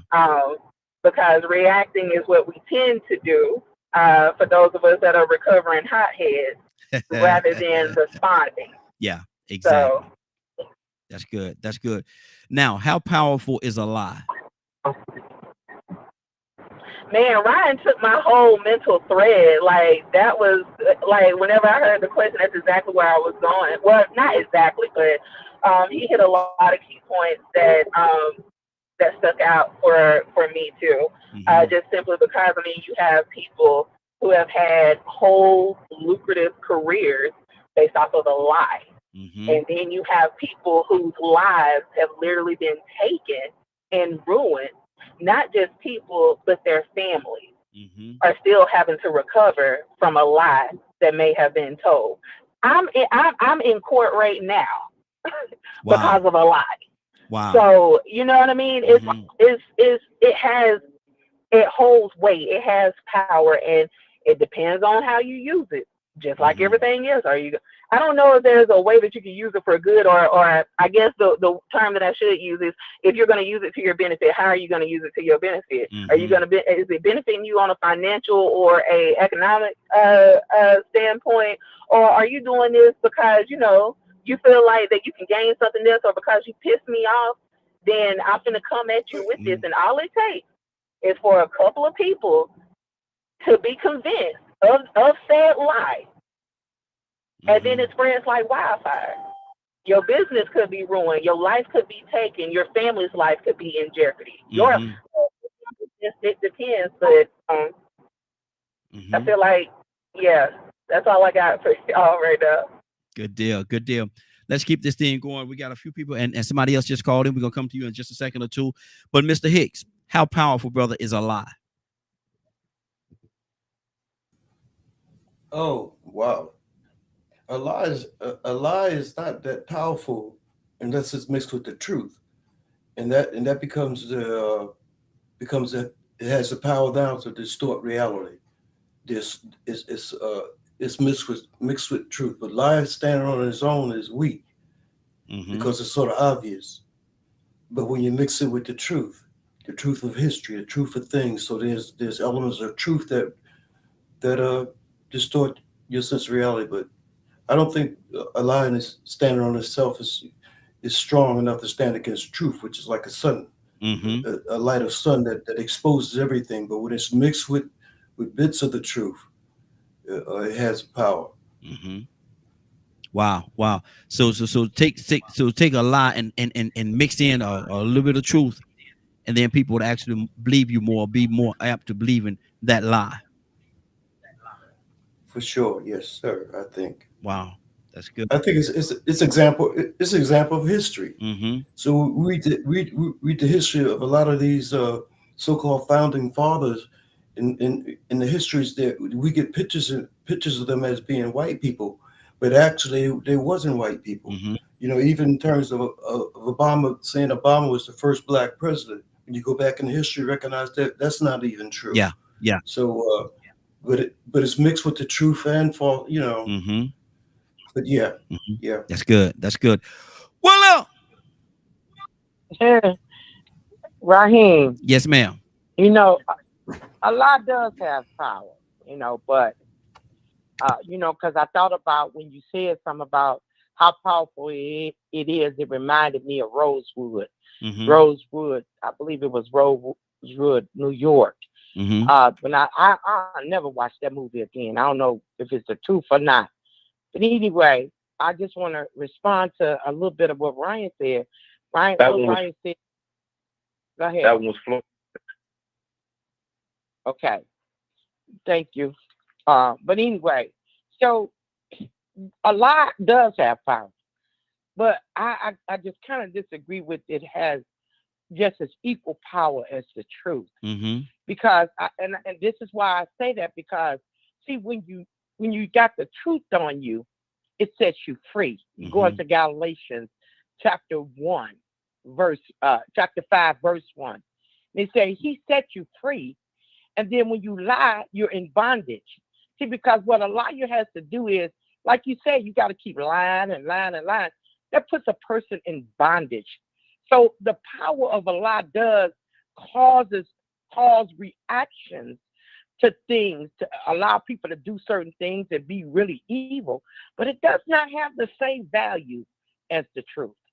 But because the truth sets you free within your soul, when a lie keeps you bonded within yourself. So yeah. I mean, and then you can look at this too. You know, what is it to say to a elderly woman who looks really nice, and to somebody else she may not look as good, but just say to her, you say, "Oh, girl, you looking good. You fine." You know what I'm saying? And you know within yourself, you said that to encourage her or to make her feel a certain way, to make her feel good. Now, to somebody, it might be a lie, but it was a truth told to do something right. And I'm not saying that lying is right. I'm not saying that. But I just looked at it in a different form, in a different way. Yeah. And that's what I wanted to share. And that's on my heart. Look, watch. Well, some would say that's just a little white lie. Yeah, you look good. And then she get that little swagger with herself and get to swaying all over the place and dipping in all kind of stuff. You know, woo, girl, look at you. God almighty, girl, you ready. Anyway. You back in the corner again, bro. What you say, Curtis? Curtis, was that you? That was Mr. Hicks. That was saying you get in that corner. Last exponents of that religion or this religion. It was like, get back in that corner. That was me. I'm sorry. I was just joking. Oh, no. Somebody else talking at the same time. I'm trying to. Who's the other person that's talking? Oh, I heard you, Mr. Hicks, putting me in that corner. Oh, I heard you. Somebody else. Okay, you heard it. Yes, sir. Somebody else saying something. Yeah, somebody else saying something. Who else is that talking? I think it was Kurt. Okay. We'll come back. We'll keep it moving. Leonard. No, that wasn't me. I ain't say nothing. Yeah, The only thing I said was, I told Willa, just so the sister would know that was Florida. Yeah. Rosewood. Absolutely. Yeah. Absolutely. Leonard, how powerful, man? How powerful, in your estimation, is a lie? It really depends on the lie and who telling. The purpose and things of that nature. I'm a little bit there. I remember, as younger, sticks and stones may hurt my bones and all that kind of stuff, but words will never hurt me. Yes, that's not true. Okay. That's the first moment of discipline. Okay. That's the first moment of discipline. There's nothing you can say to me, trust me, that would knock me off my square. It doesn't matter what you say. I don't have the same value that other people have in those types of things. You can say what you want to say. Yeah. Was it Pilate? Just say you the king of the Jews. What did Jesus say? That's what you say. Yeah. So wherever offense is, they're the ones with the problem. So you have to be careful. People will say things to bait you in to traps. I do it all the time. That's snare. Okay. I can get you to confess to things that you never would have confessed to. There are some people who you can, like Mr. Hicks often talks about it. And sometimes I think about it, because these things, when it comes to control and people making excuses for behavior and all these types of things, to me, are under this kind of umbrella. Some people are just not in control of themselves. Mm-hmm. This is what is most important. Amen. I don't care what you think or how you feel. You have to be able to control that. Because this is where your downfall is going to be. Mm-hmm. Is allowing every evil, wicked spirit to win you to their side. This is the bait. Temptation is not the problem. Yielding to it is the problem. Mm-hmm. Yeah.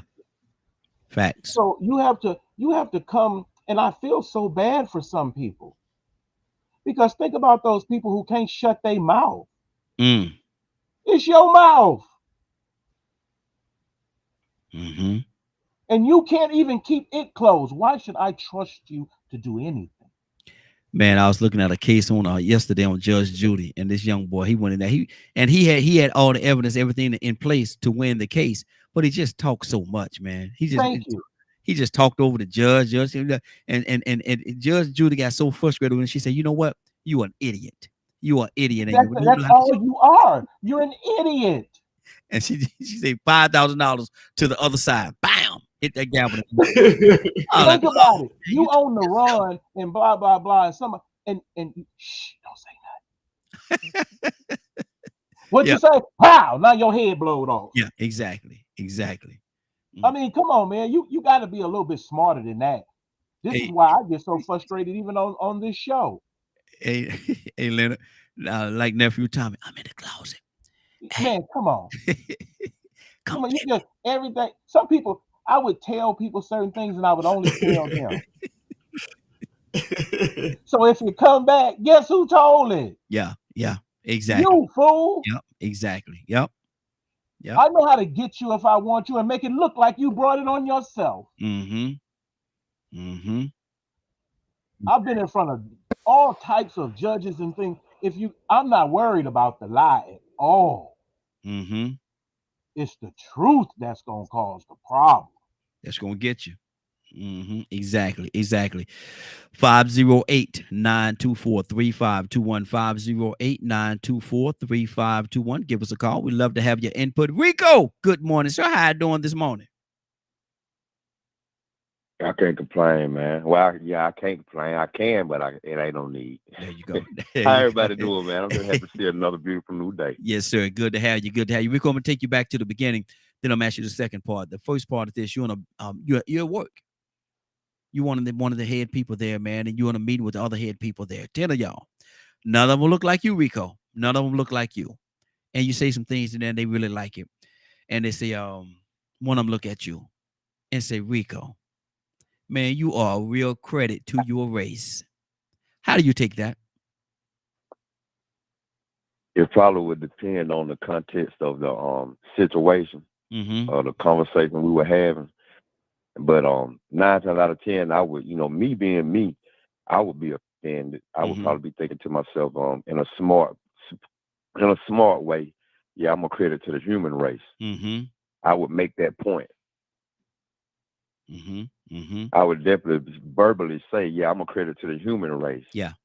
Just to get them, just to see the look on their faces, and to let them know that, okay, wait a minute, where you coming from? Yeah. I ain't even got to say it.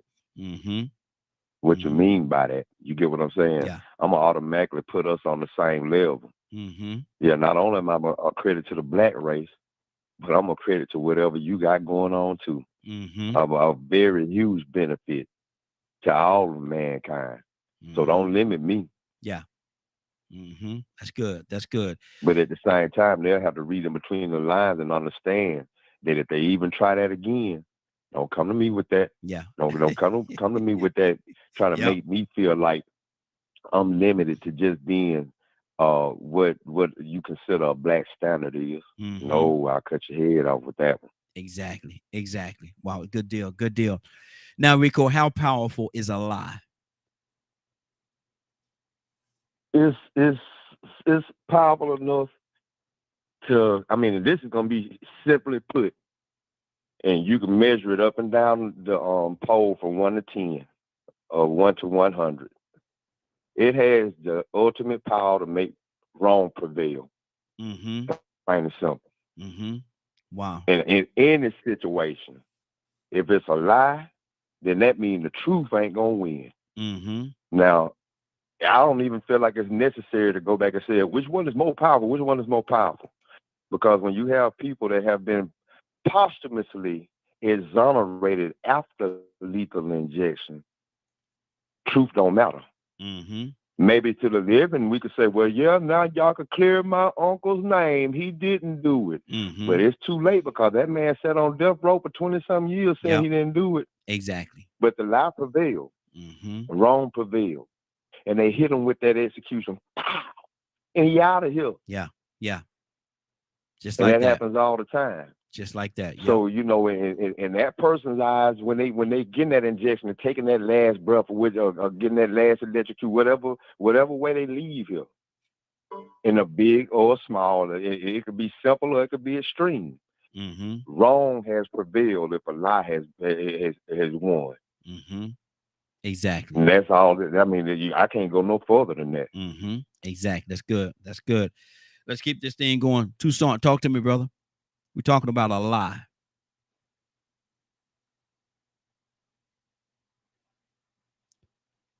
Toussaint, you there?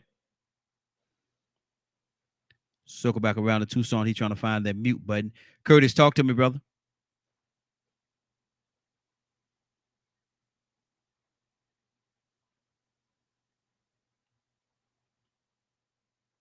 Kurt, you with us? Everybody done stepped away for a second. We're going to keep this thing going. I know who's here with us. Willow!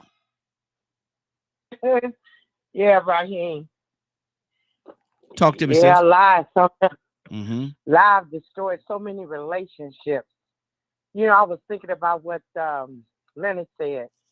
You know, Leonard is, he reminds me of, ain't nobody gonna take his power away. Mm-hmm. And you know, that's what I like about him. You know, ain't nothing gonna take and mess his world up unless he wanted to. Mm-hmm. You know, and that's good discipline. Yes. And that's what we need as the people of God. We need that discipline. We need to be able to control that free will that we got. You know, because what happens is, and think about this too. Think about somebody that you trust, mm-hmm. that you really trust. You've confided in, you've told them secrets that you wouldn't tell nobody else. Mm-hmm. And one day, they sit up and told you a lie. Mm. It was backed up by what? What was it backed up? What was that lie backed up by? It was backed up by someone you trusted. Mm-hmm. That's why you took it in so easy. So I just wondered. I just wonder if there will be ever anybody that really trusted told him a lie, and he fed into it. Mm-hmm. You know, where would that discipline go in? Yeah. Because it's really hard in this world that you gotta take and look at everything with a fine-tooth comb, with something fine like a microscope or something. Mm-hmm. Even the people that sometimes you trust, because you don't know their motive. You don't know what they've done. Is the enemy working with them now? Mm-hmm. So that's what these demons work with everybody. Yeah. And you know who they work with the most? The one closest to you. Yep, exactly. The one that's going to be able to break your heart and tear it down. The one that's going to be able to put a hole in it and you think you can't repair it. So we got to be very, very careful because that enemy, that demon, he's a ventriloquist. Mm-hmm. He'll make the lie seem like the lie seem like the truth. Yes. So we gotta be really careful and stay prayed up, and just ask God that it won't come nigh my dwelling. It Mm-hmm. won't come near me. Mm-hmm. It won't come, because you know what, Raheem, in this world, I can't do nothing without him. That's right. That's my total existence. I trust God, Mm-hmm. and I trust no man. And that's what's on my heart, Raheem. Good deal. Good deal. Badger, talk to me, brother. Man, this whole concept about lies and things of that nature.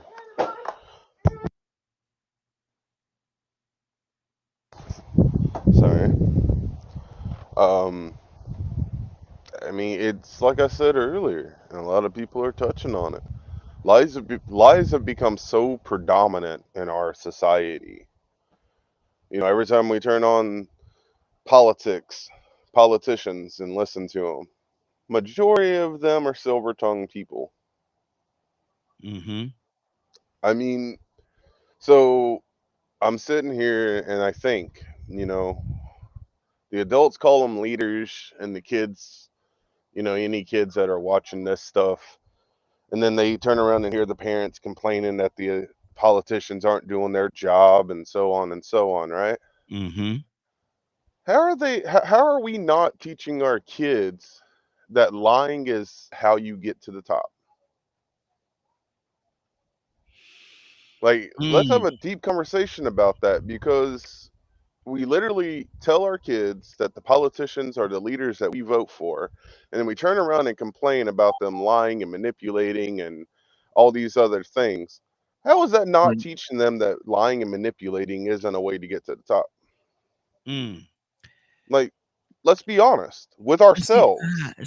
my thing is my thing is, and I understand what you're saying, but my thing is this right here. I'm not. I teach my kids. And I know that there's other influences out there. There's other things. They're gonna leave the house. They're gonna go to school, have little friends, all that. I understand all that stuff. But when they come into the house, it's my responsibility to hopefully clean them up of all that filth that they've been fed out there. And for me to have them to look at some politicians, and yeah, a lot of politicians they do rise up and stuff like that based on lies and stuff. But I'm not gonna let my children think that that's the way to go. I'm not gonna have my children think that that's the way that we're supposed to do this thing. No, it's not. No, it's not. You know, that person is wrong. And this is why. But go ahead. So no, and I understand that. I mean, we can always do that, Mm-hmm. but yet our actions say different things.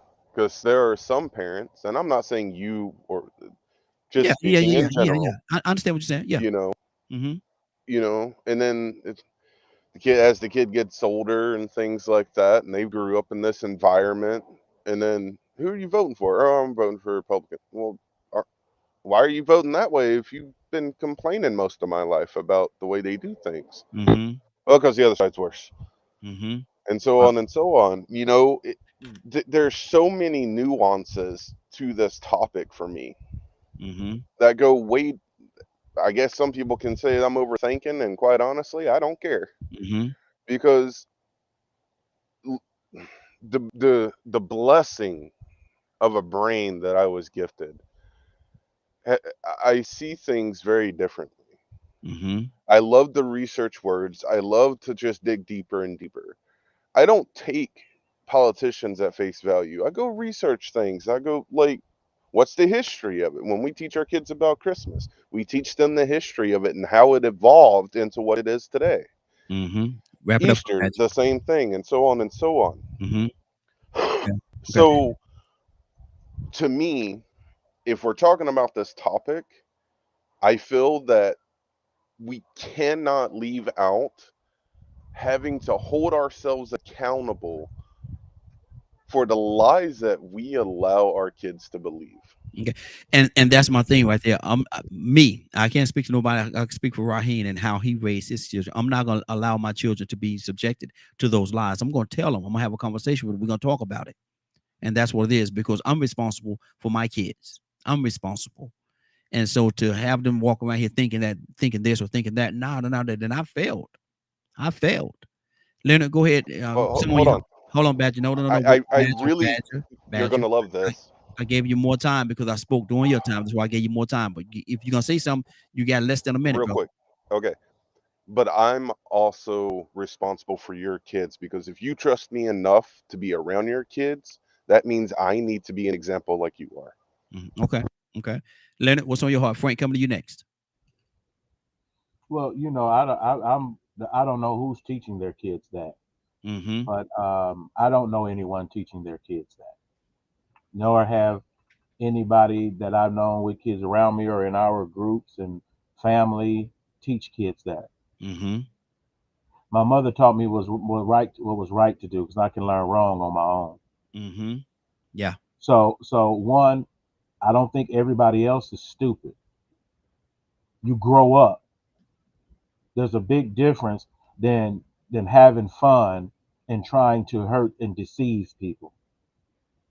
There's no one that tells the truth all the time, unless there's a man that does not speak. It's not so much as everything has to be the truth. What are you using it for? Just because you're telling the truth about one thing, don't mean you tell the truth about everything.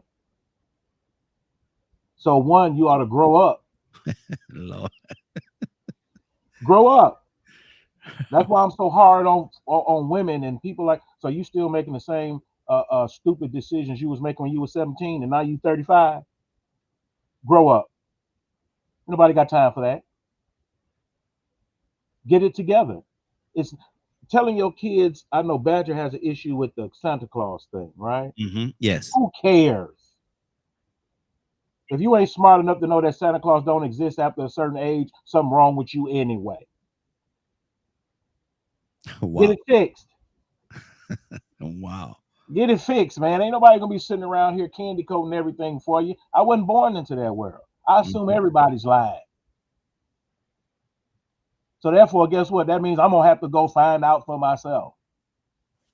I can't take everybody's word for everything. So basically, Leonard, you're saying. So basically, what you're saying, if a person walking around here 26 still thinking Santa Claus coming, something wrong with them. Boy, I'll be glad when they get here. Matter of fact, I'm gonna wish for something. Just to sit next to you and pull that eggnog, because something wrong with you. It's called growing up at a certain point. And a lot of people hate to grow up because you have to accept the truth of the matter. You can no longer, it's not cute to be ignorant and be an adult. Now, hold on. To be what now? Ignorant. Oh, I thought you said ignorant. Okay, go ahead, brother. Ignorant or ignorant, some people, that's for the people that speak the other language. Yeah, exactly. Let's go look it up. I don't even know if ignorant is in there. But anyway, that's your fault if you're ignorant. Past the cage of accountability, bro, I'm not giving you no breaks. Exactly. Good deal. If you don't play dumb, if you're really dumb, go get you some sense. Go get you some education. If you don't know it today, be committed to knowing it tomorrow. Good deal. Good deal. Frank, and welcome back, Frank. How you doing, brother? Man, I am fantastic. How are you? Hey, doing good, doing good. We're asking a question, man. How powerful is a lie? Depends on the lie. I mean, depending on the lie. I say this all the time. I live here in Detroit. The 67 riots all happened because of a lie. People went to jail. People have gone to jail for rape. A lot of guys I played ball with was in relationships with people that they shouldn't have been in relationships with, ended their NBA careers, and they ended up in prison. I lied on a guy once that all he did was laugh at me. I fell off of my bike. I lied on him and told my family that he threw a rock at me and knocked me off of my bike. But I just fell.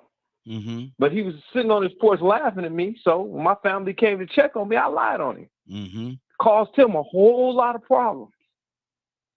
So, man, a lie, the wrong lie could cost you your life. Yeah. Or cost somebody else their life. So it is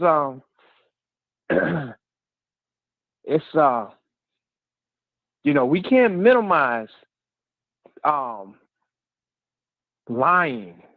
And you know what? You know what else right here? Guess what else a lie can do? What's that? A lie can keep me from protecting my children. That's why I always tell them, no matter what you do, if I show up, tell me the truth, so I know what I'm dealing with. Yeah. Don't lie to me. If you did it, tell me you did it. I'm still on your side, but I got to come at this thing a different way. Yeah, exactly. But if you're being falsely accused, hey, Pop, that ain't me. I don't know what they talking about. Okay. I'm with you, but don't have me standing, you know, and then I find out you lying. Oh man, that makes it worse. Now, now we're in a bad situation. I'm defending you and you lying, bro. You mean I'm sitting there fighting for you and you lying? Yeah. Wait a minute. Yeah, that's a bad deal. Yeah. That's a bad deal there, man. What is it gonna call? What is it gonna cost us to take care of this? And I'm gonna take care of you when we get home. When we get home, it's a whole different situation. When we get home, I'm not gonna do nothing to you right here in front of these people. But you wait till you get home. It's gonna be something. Ooh. And I even tell my boys what their you know, if your brother get into something, get him out of it. Yeah.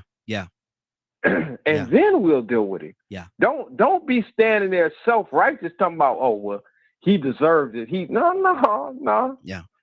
No. Get your brother. I saw this Get thing. him to safety. Exactly. And I saw this thing on Facebook. Y'all might have seen it as well, man. It broke my heart. I'm going to go to Shanavia because I want to hear her heart on this too. But a young lady sent her 2 daughters. Some altercation came. I don't have the whole story, but I just, have the pieces that I have of it. But the girls came home. Altercation, was going to be a fight or whatever it was. And the girls came home and she sent her 2 daughters back out there to fight. Sent her 2 daughters out of there. They in the safety of their home. Whatever happened out there in the streets. She got the story and she sent her 2 daughters out there to fight. And both of them end up dead, man. Both her daughters end up dying out there, supposedly fighting. She sent them out. She sent her daughters from the safety of their home. Instead of sitting down talking to her daughters and what's going on, blah, blah, blah, blah. Okay, we don't need to get involved. Instead of doing something like that, she sent them back out there to fight. You go back out there and you fight. Both of them dead now. Navy, what's on your heart, sis? I know that's different from the topic, but what's on your heart?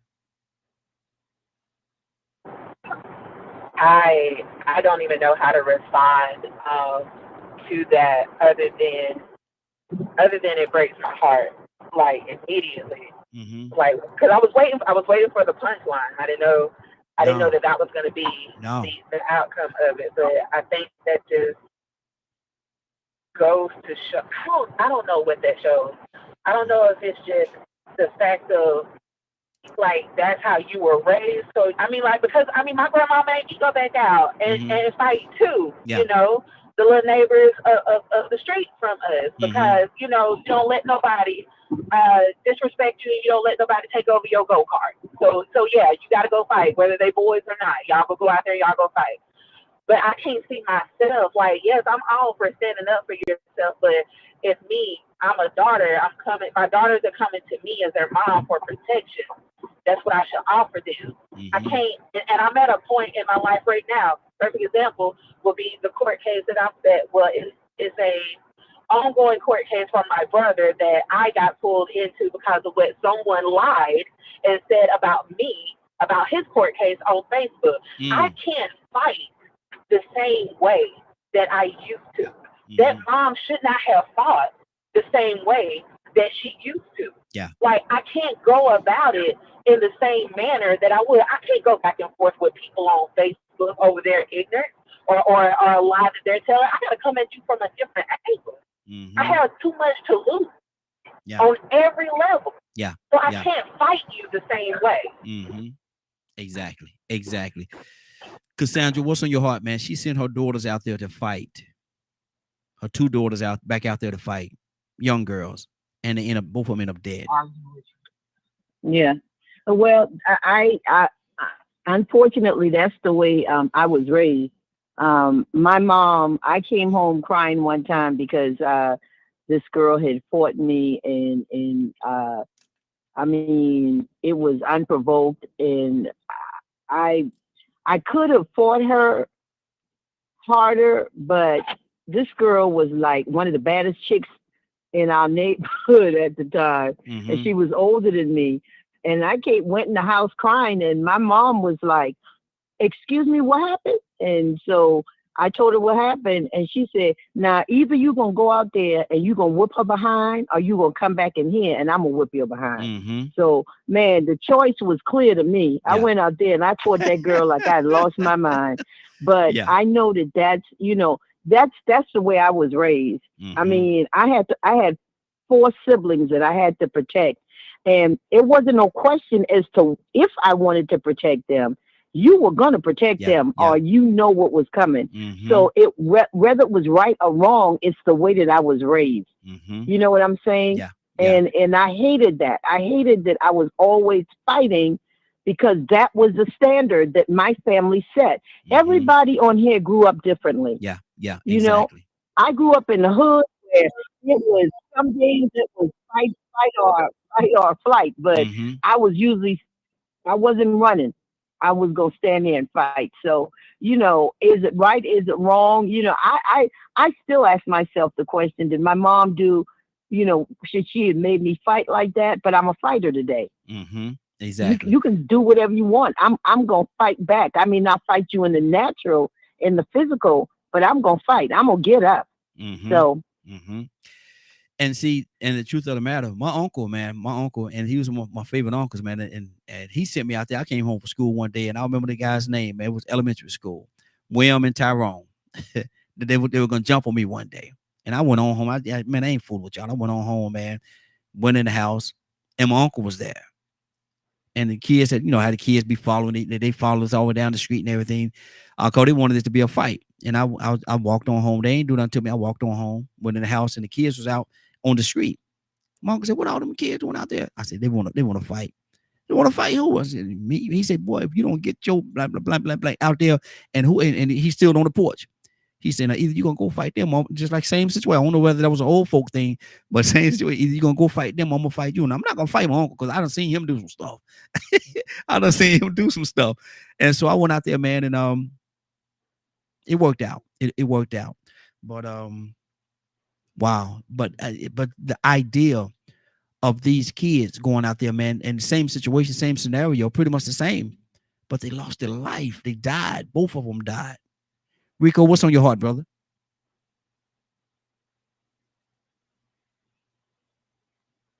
Rico, you there? Yeah, I had to pull my screen down, man. Okay. You know, you said the key word, and I think I wanted to hit on something Navy said, man. She said something key. I think she said she got too much at stake. Yeah. Or too much to lose. And so that's the part. That's the biggest thing you could lose is your life. Yep. That was the biggest thing that was at stake when that woman sent them back out that door. And when our parents and family members told us the same thing, I think all of us went through that probably at one point in time. You better go back out there and fight. Yep. But see, it has to be some structure or order in that, because if that person that told you to go back out there and fight isn't there to make sure you don't get jumped. Or maybe these people want to fight you because you lied on them and did something wrong to them. That's the reason why they want to fight you. Now you want to run because you done started all this mess. They sending you back out there to fight. They don't know you was the one in the wrong. But then what can be the end result? Well, you know, I had somebody tell me the other day during the conversation, dang, Rico, you always go to the extreme, because the extreme can't happen. That is the reality. Everybody always think, you know what I'm saying, they see what happens on the news and they don't think it can happen to them until it happens to them. That's when they realize the extreme can happen. It is possible. So with the extreme being possible and your daughter's being at a risk of probably dying or maybe killing somebody, maybe they go back out there and fight and they kill somebody. And now you're going to be in trouble for sending them back out there. And sometimes when you retaliate and you don't act in the spur of the moment, you know, that can be considered premeditated, depending on what you say and what you do. But that lets me know that we have to go back to finding out why we're so willing to say, you know what, aggression is the answer. Yeah. Because in the end, if aggression is justified, we also have to understand that could be collateral damage, and the extreme can be death. Exactly. So, you know, you got to know that. I feel like we have to go back and ask ourselves, why do we feel like it's necessary to do that? Not, you know, I mean, like sometimes you do have to defend yourself. Yeah. Don't get me wrong, you do have to defend yourself. But to get out of a situation and then go back to it, man, don't let them hear you did that in the court of law. You went back with a gun. Yep. You went back with a knife. Premeditated. Oh, Premeditated. Yep. you get what I'm saying? Yep. Exactly. So somebody needs to go back and start asking themselves about toxic masculinity, toxic femininity, toxic behavior, and at the same time, conflict resolution. That's good. Somebody, the adult has to be the one with the conflict resolution, because sometimes one parent might send their child back out there, and then the other child who got whooped parent come back out there, and now the parents fight. Yep. Exactly. Wow. It's a lot tied into this thing, man. Ryan, what's on your heart, man? What do you hear?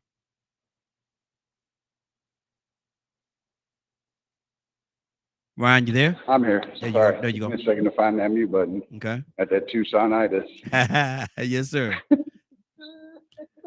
So I was thinking, did you change subjects? Yeah, we talking about the young lady that sent her 2 daughters back outside to fight. They came home from school, I would assume, and they came home and they were supposed to have been a fight, and the mother found out what was going on and sent her 2 daughters back out there to fight. And when she did that, both daughters ended up dying, getting killed. What are you hearing? Okay, I didn't catch that because I had something on my heart about the last subject. If I can spit that out right quick. Go ahead, real quick. So you said, how powerful is a lie? Yes. But guess what, Raheem? There's 73 genders. How powerful is that? Wow. That's how powerful a lie is. And on that subject, on the new topic, yeah, I think I agree with what I've heard thus far. I've been done the same thing. Try to walk away, trying to walk home, got a whole group of people following you. Don't want to fight because that's not how I was brought up. And then all of a sudden, it becomes a daily chore to just try to make it home with the skin still on my back. You know what I mean? Exactly. And eventually, like I've told this story before, it wasn't my parents that did this. It was my principal. You're going to have to fight or it's going to happen every day. Yep. And as long as you defend yourself and you don't start it, you're never going to get in trouble. That's what I was told. But nowadays, you have to be crazy to send your kids outside to fight. Exactly. You got a little 10, 12, 13-year-olds running around with a pistol in their pocket. And they're going to take your life. They're not throwing hands. When we were growing up, it was okay to take a butt whooping. You learned something from that. Yeah, exactly. You learned to either keep your mouth shut or throw your hands better. And nowadays, you're gambling with your life. And 9 times out of 10, you're playing with that same person again tomorrow. Yeah, exactly. It's not the same. The world is not the same. You should not be encouraging your children to go outside and fight. Yeah. Wow. I encourage my children to defend themselves. But if something looks suspicious, you better use them feet and get on somewhere. Exactly. Good deal. Let's go to Tucson. Tucson, what do you hear in this situation? And she sent her kids back outside to fight, and it happens. But is this the day and the time for that? Because both her kids died, man. In the course of that, both her kids died, Tucson. What's on your heart, brother? You see how I talk to you, your chance to find a mute. You see how I talk to you, your chance to find a mute button, right? You see how.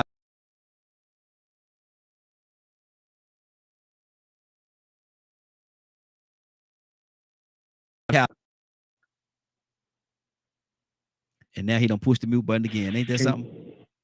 I ain't push nothing. Okay, there you go. Go Can ahead. you hear me? Yes, sir.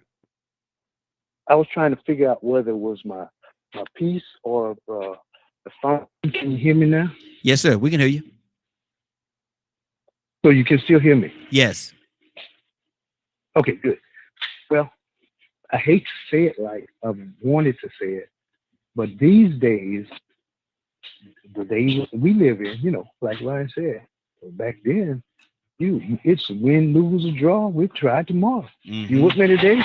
Then okay, we're gonna try this thing till at least we fight till we become friends, because you ain't gonna keep doing me like that. Yeah, exactly. That's how it's gonna work. Yeah.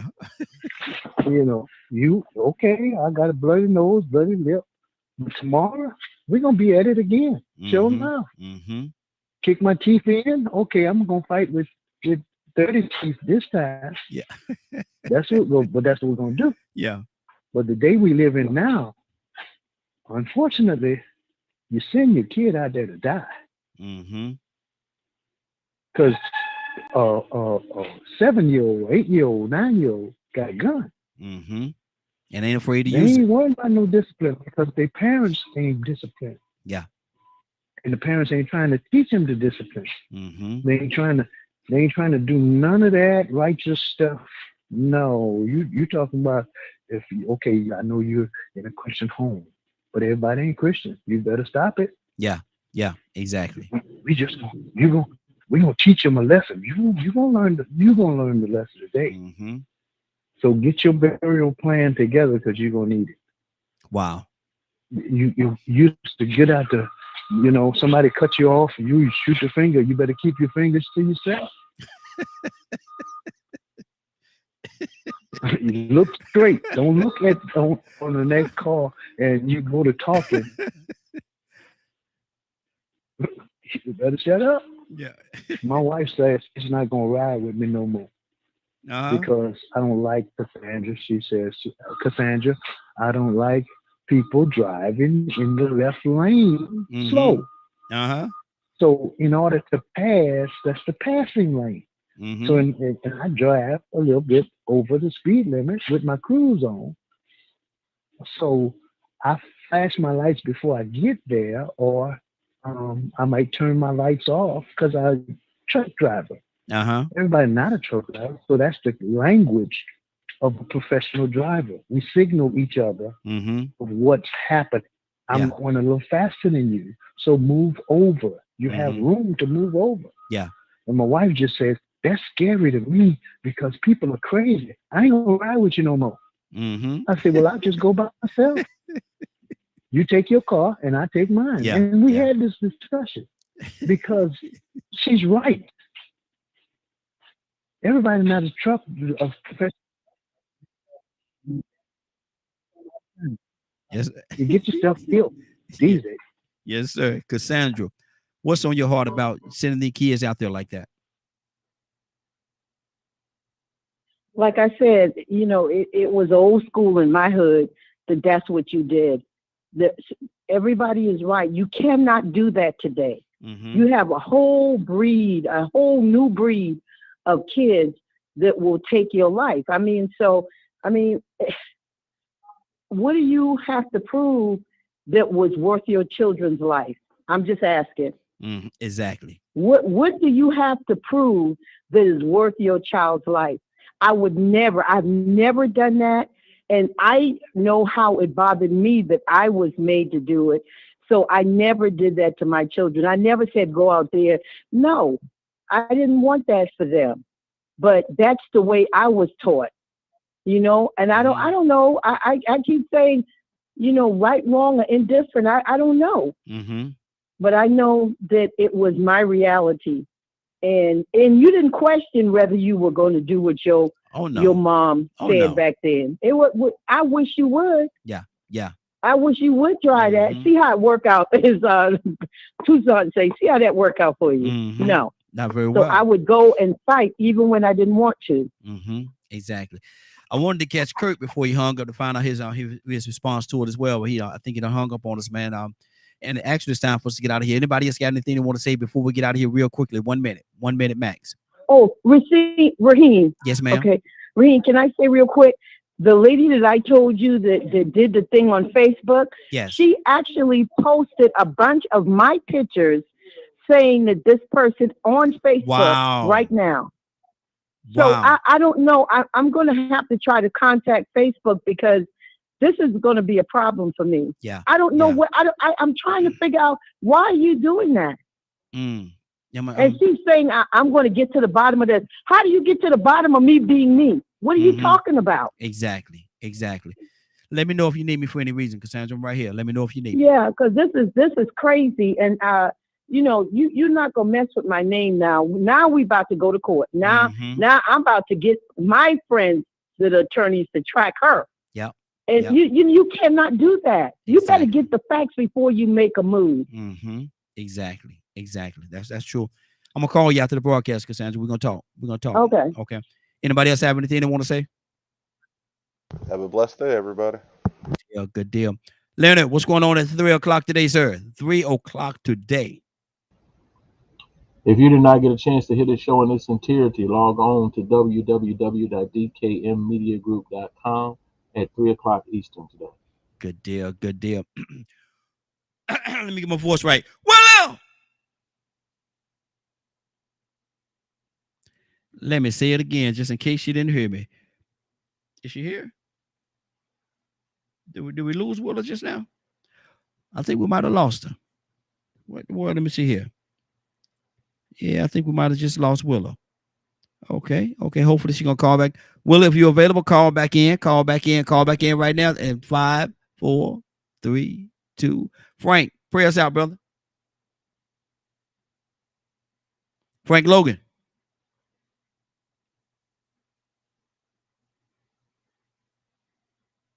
Okay. Now here, don't nobody want to pray on a Friday. I know where I could go though. Watch this. Tucson. Pray us out, sir. I was about to hang up. But anyway, God, we come now and we say thank you. We always have to bless you because you're just who you are, and without you, we are nobody. We can't be who we are because we have no way to strive to be better. Because you're the great, awesome, mighty, powerful God that gives us our instructions and our directions so that we will be more like you. And that's our desire. So as we ask for your forgiveness, wash us and make us clean, righteous before your sight. Because without you, we can't even move nor have our being. We bless you today, God. Continue to bless Raheem and all those that are listening and being a part of the Morning Glow. We thank you for that opportunity, because you don't have to do it, but you keep on blessing us over and over again. Bless us and keep us in your care as we go through this day. In Jesus' name, before I say amen. Amen. Ooh, I said, Willa, what happened there, Willa? I'm on the highway and I got knocked off. Oh, okay. Yeah, that devil did. Yeah. I see. And I was trying to call you back right away, and then I heard you start praying, so I didn't say anything. There you go. Praise God. Yeah, But look, it's been a great week, man. I want to thank everybody for joining us. And more than that, I want to thank you for allowing DKM Media Group and Associates and the Morning Glow for being a part of your morning. It is now 10:16. You're about to exit, 10:17 now. You're about to exit the Morning Glow. But before you go, I want you to do me 2 favors, if you will. 1, I want you to continue to pray for us, because we are certainly praying for each and every one of you. Number 2, why this is real simple, I want you to go out there, find somebody and give them a hug, because you never know. It could be the only hug that they get, or it could very well be their last. Love you, and ain't nothing you can do about it. Have a great day and a better tomorrow. Then we'll shine some of this light on you from the Morning Glow. Take it out there into this wicked and cruel world that we live in, and let your light so shine. If you get an opportunity, give somebody some love. You just might find some love in return. Won't that be a beautiful thing? Have a great day. Take care of each other. And please, please, please be blessed. Give somebody some love and truth. They would appreciate it. And I'm sure that you would as well. Have a great weekend. I'll see you Monday morning, if God says the same.